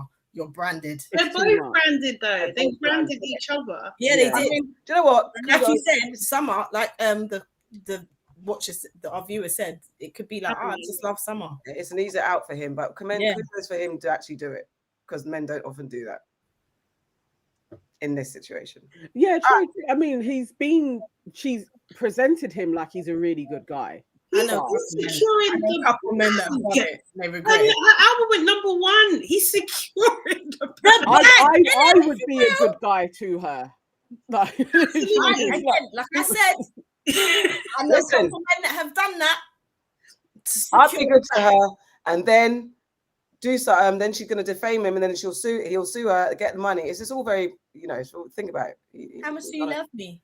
If he was smart, he would marry her, and then that's what I'm saying. Yeah, and then I don't know. She'll break up the relationship somehow, and then he can live on alimony for the rest of his life. He could play this the long way, and he could marry her. He could probably have a child with her and be set for life. Yeah. Simple things. All right, let's go to what's made you sad, mad, and glad this week. Okay. Oh, Will just asked real quick. Speaking of Will, what about the new series Bel-Air? Has anyone seen it out yet? I haven't seen it. I don't think it's out yet. No, I'm looking forward to watching it. Didn't they recently have a death of one of the actors on it? Oh, really? Hey. Maybe I might be lying. No, I think you're right. Or something happened, right? Yeah. I think I saw that. Yeah. But yeah. Okay, of course. I think it's ready, yeah. All right, that's what made you sad, mad, and glad. Auntie Shade. Okay, so for me this week, so sad is Antoine TJ Fowler. He's basically this little viral sensation guy. I think his phrase was, "Where are we going to eat at?" He actually passed away this week, or just like last week, from a autoimmune enteropathy disease, which basically is a disease that attacks your intestines. And so, yeah, he has gone with the angels, unfortunately. So that made me really, really sad. I was really mad about the Kyle Rittenhouse case, mainly the judge, to be honest, because I just think it's just, same from last week, it's just, it was a fucking pantomime they knew it was going to do, and I just hate the whole thing. And I am glad, because I've had to adjust my belt recently, you know. And so I've started using Uber more. That was so busy. But I've started using Uber. What was you using before that you're adjusting your belt? Addison. I started singing. I was on mute. Okay, all right. Not that I still love you, Addison. I still love you, but you know, I'm trying to do a couple things, and outside has been super expensive. So basically, but what I've noticed with Uber, so I'm quite a new user to Uber. Not to say I haven't used it in the past, but I don't use it that often. And sometimes you be booking a cab and then it just cancels. And it's like fucking ridiculous. I know what you're gonna say. Yeah. Just so out of order. There's no good reason. I find it insane like this happened. And basically, I saw an article or something that's saying that Uber is blocking drivers who repeatedly cancel, and I'm just very happy for that, because they shouldn't be doing it. I don't know how people are handling this, like seriously, like on a daily basis. It's crazy how they're allowed to do that. It's wild. So I'm quite happy. Very surface, but yeah. That's my joy this week. I saw that and was quite happy about that too. Okay, so I was sad because it's the 1 week for my mother-in-law that I lost on the 11th, and we had a traditional family gathering where the family gathers after 1 week of the loved ones passing, and we discussed funeral arrangements and things like that, and just lots of family coming through. It was just lovely to see how well she was loved. And the funeral will be next week, which is also very sad. So that's made me sad. I'm mad at the racism of the world and the long-lasting effects it has on everyday isms, because my mum's got this, I'm traveling soon and I needed a handbag, and I wanted a nice handbag and I can't afford to buy a new one at the moment. So my mum's got this nice Coach bag that I use, but it's really old, and so it needs a clean, like the fabric of it needs to clean. And I went to take it to the dry cleaners and to the Coach store to try and find a service to do that. But I felt this little shiver of nervousness when I went into both shops, because I was like, they might think I've stolen it because it's an old bag, so there's no receipt. And I hate that moment of insecurity. That's, I guess, people, whether you're working class or you're black or whatever, you go into space and you just feel like, are they going to judge me? Are they going to accuse me? And definitely because my daughter had a Louis Vuitton bag that she was gifted, and then the zip broke, and she went to take it into Louis Vuitton in Westfield, West London specifically, and was treated like, because she went in with her boyfriend, her black boyfriend, and they were treated like they were some road hood rats that came and brought a stolen bag into the store to try and get, do some kind of fuckery business with it. So I just hate that. That made me mad. And then my glad is that my cousin gave me a remedy of bicarbonate soda, lemon juice, and vinegar. And my daughter added a bit of fabric softener, did that, and we washed the bag, cleaned the bag, and the bag is nice and shiny. So I didn't even need to do all of that and get nervous. So I'm glad about that. And I'm also glad about the screening that I hosted with We Are Parable, preview screening of King Richard, the film that we were talking about that stars Will Smith, who's playing Richard Williams, the father of Venus and Serena Williams. It's just a really lovely screening. The film is brilliant. And we had a lovely Q&A with Sanaya Sidney, who plays Venus, Demi Singleton, who plays Serena, and Williams' big sister, Isha Price. She also came, and she's a producer on the show, on the film as well. And it was a really nice conversation, really nice. I was really nervous, and I think it's because there were more people that I knew personally in the audience that I think have ever been at any of my Q&A things. So I was actually very, very nervous that day. And also amongst everything, I think I was a bit emotionally drained, but I was really happy to see everyone. It was really nice. And shout out to my assistant, Tamika, who, despite spraining her ankle, hobbled to the screening. And then I cussed her after because she's actually sprained her ankle and a tendon, but she's on the recovery and she's okay. But crazy girl still came down to watch it and support. Auntie Farah. Hold on. Let's pull my ish up. Okay, so I am sad at seeing my flat empty. Last Tuesday, guys, I wasn't here because I was moving house, because as you know, I've been dealing with mold in my flat. So I had to move out ASAP so that they can get the work done. So I was quite sad at seeing my flat all empty, and just knowing all the shit that I'm gonna have to do when I have to move back. Moving is like one of the most stressful things that you can do, and just to have to do it for this is annoying. I was mad at seeing my flat empty, knowing all the work that's got to be done and all the shit that I'm gonna have to do when I go back, and the fact that the mold has seeped into my daughter's bed and I'm gonna have to fucking replace the fucking bed. So I was mad at that. And then I'm glad to see that they're finally doing work to my flat in order for me to live in a mold-free environment, even though when I went around there on Friday, all they've done is taken up the carpet. So I'm going to go there in a minute and just see what they're doing. But yeah, that's me. Auntie Nana. On it all. Yeah, so I was really sad watching the domestic violence video that was circulating last week of Zach Stacey kind of flinging his partner into a TV and just dragging her around the flat with the baby just sitting up, like seeing all of this crying. Yeah, that really, I don't know, I probably have just stayed away from seeing violent videos for a little while, and that caught me off guard because I was just scrolling and saw it and thought it was something else. I thought maybe it was part of a movie. So then reading people being like, this is real, yeah, that absolutely set me off. That was so sad. I was mad. I forgot to mention this last week. I had an argument while I was out celebrating Sharona's birthday in a club, bit of a dingy club, an African kind of uncle fest space. And there was this young girl in front of me who a lot of men throughout the night kept on trying to chirps. This one dude, as he's bopping past, tries to kiss her on her cheek, literally lips touched her cheek. She goes bright red. I am sitting down next to a bouncer.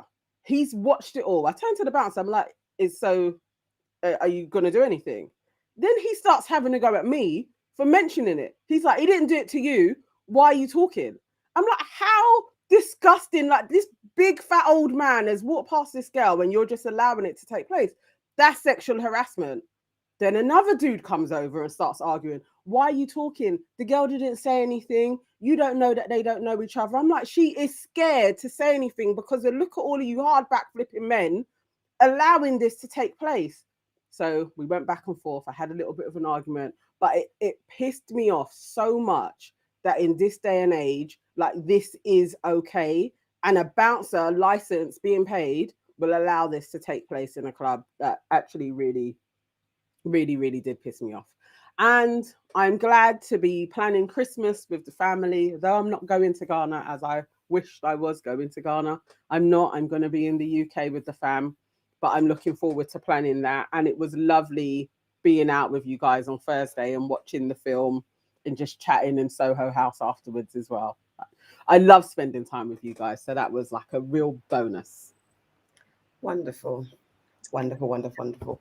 Okay, so just my quick, don't piss me off. I try and make it short. There's a little bit of explaining.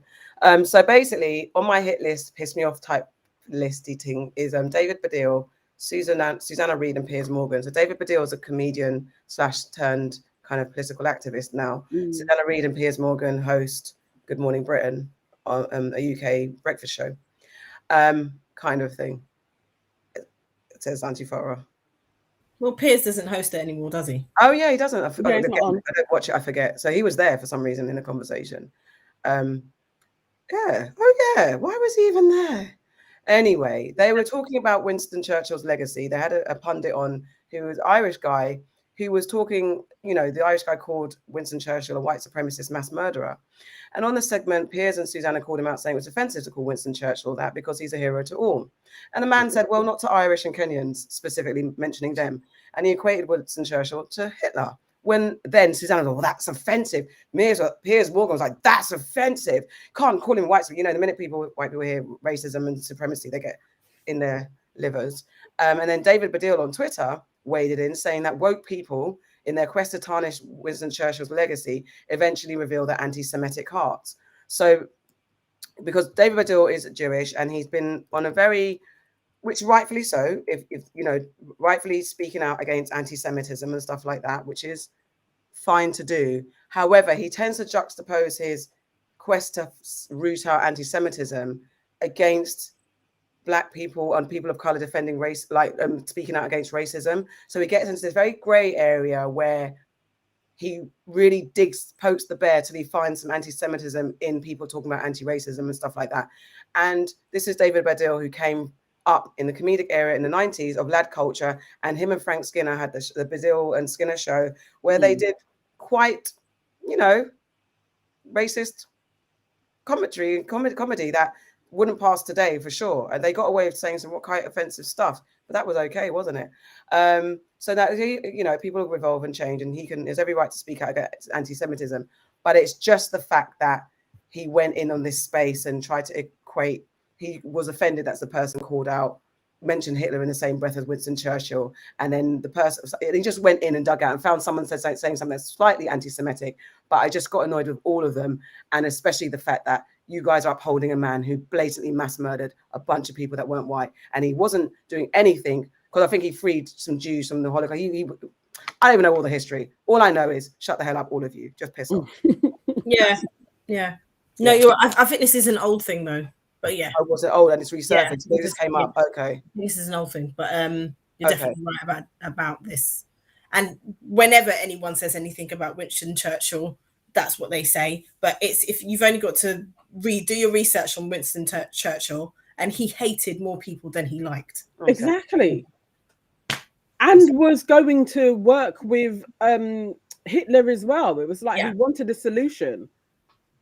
But wasn't going to punish him in any way. Didn't want to go to war. So it's like, how is history just being resold like he's some great warrior? It's like, no, Hitler just went against their deal. His diaries are out there for everyone to read, and his reference to Asians is not nice. So, mate, wow. And there you go. So that's just for some reason it came up on my feed recently, and I just realized it was 2019, that actual conversation. Don't know why it came up on my feed, but it irritated me. So they were on my hit list. I mean, when is Piers Morgan never off anyone's hit list anyway? You got lots of things to change your algorithm. Yeah, maybe I need to. Yeah. Because Twitter will do that, innit? It will throw up things that will get you riled up. The thing is, I got my favorites, and it's like viral tweets, funny tweets. I don't even have anti-Semitism or Piers Morgan. So it's interesting that came up. Anyway, we get the last comments, and then we have to go. Just one last comment from Chrissy. Hey, Chrissy. Everyone knows Chrissy. Auntie Charlotte and Addison Lee. Yes. All right. Alrighty, that was your Aunties Could Never episode 86. Thank you for joining and listening to us. Thank you for coming to the family party. The party is now over. Grab your coats, go home. But don't forget to like, comment, and subscribe on all our platforms. We're on all the social media platforms, and for our podcast on all the listening platforms. Leave your comments and reviews, and we can read them out. And also, we want to boost our numbers. Share, and share some more. And then join us back next week, Tuesday, live at 5 UK time, for more Aunties Could Never. I'm Auntie AK, and I'm here with, I don't even know why I'm doing it again. I don't know. I would have gone with it, but you know. I'm Auntie AK, and we say bye.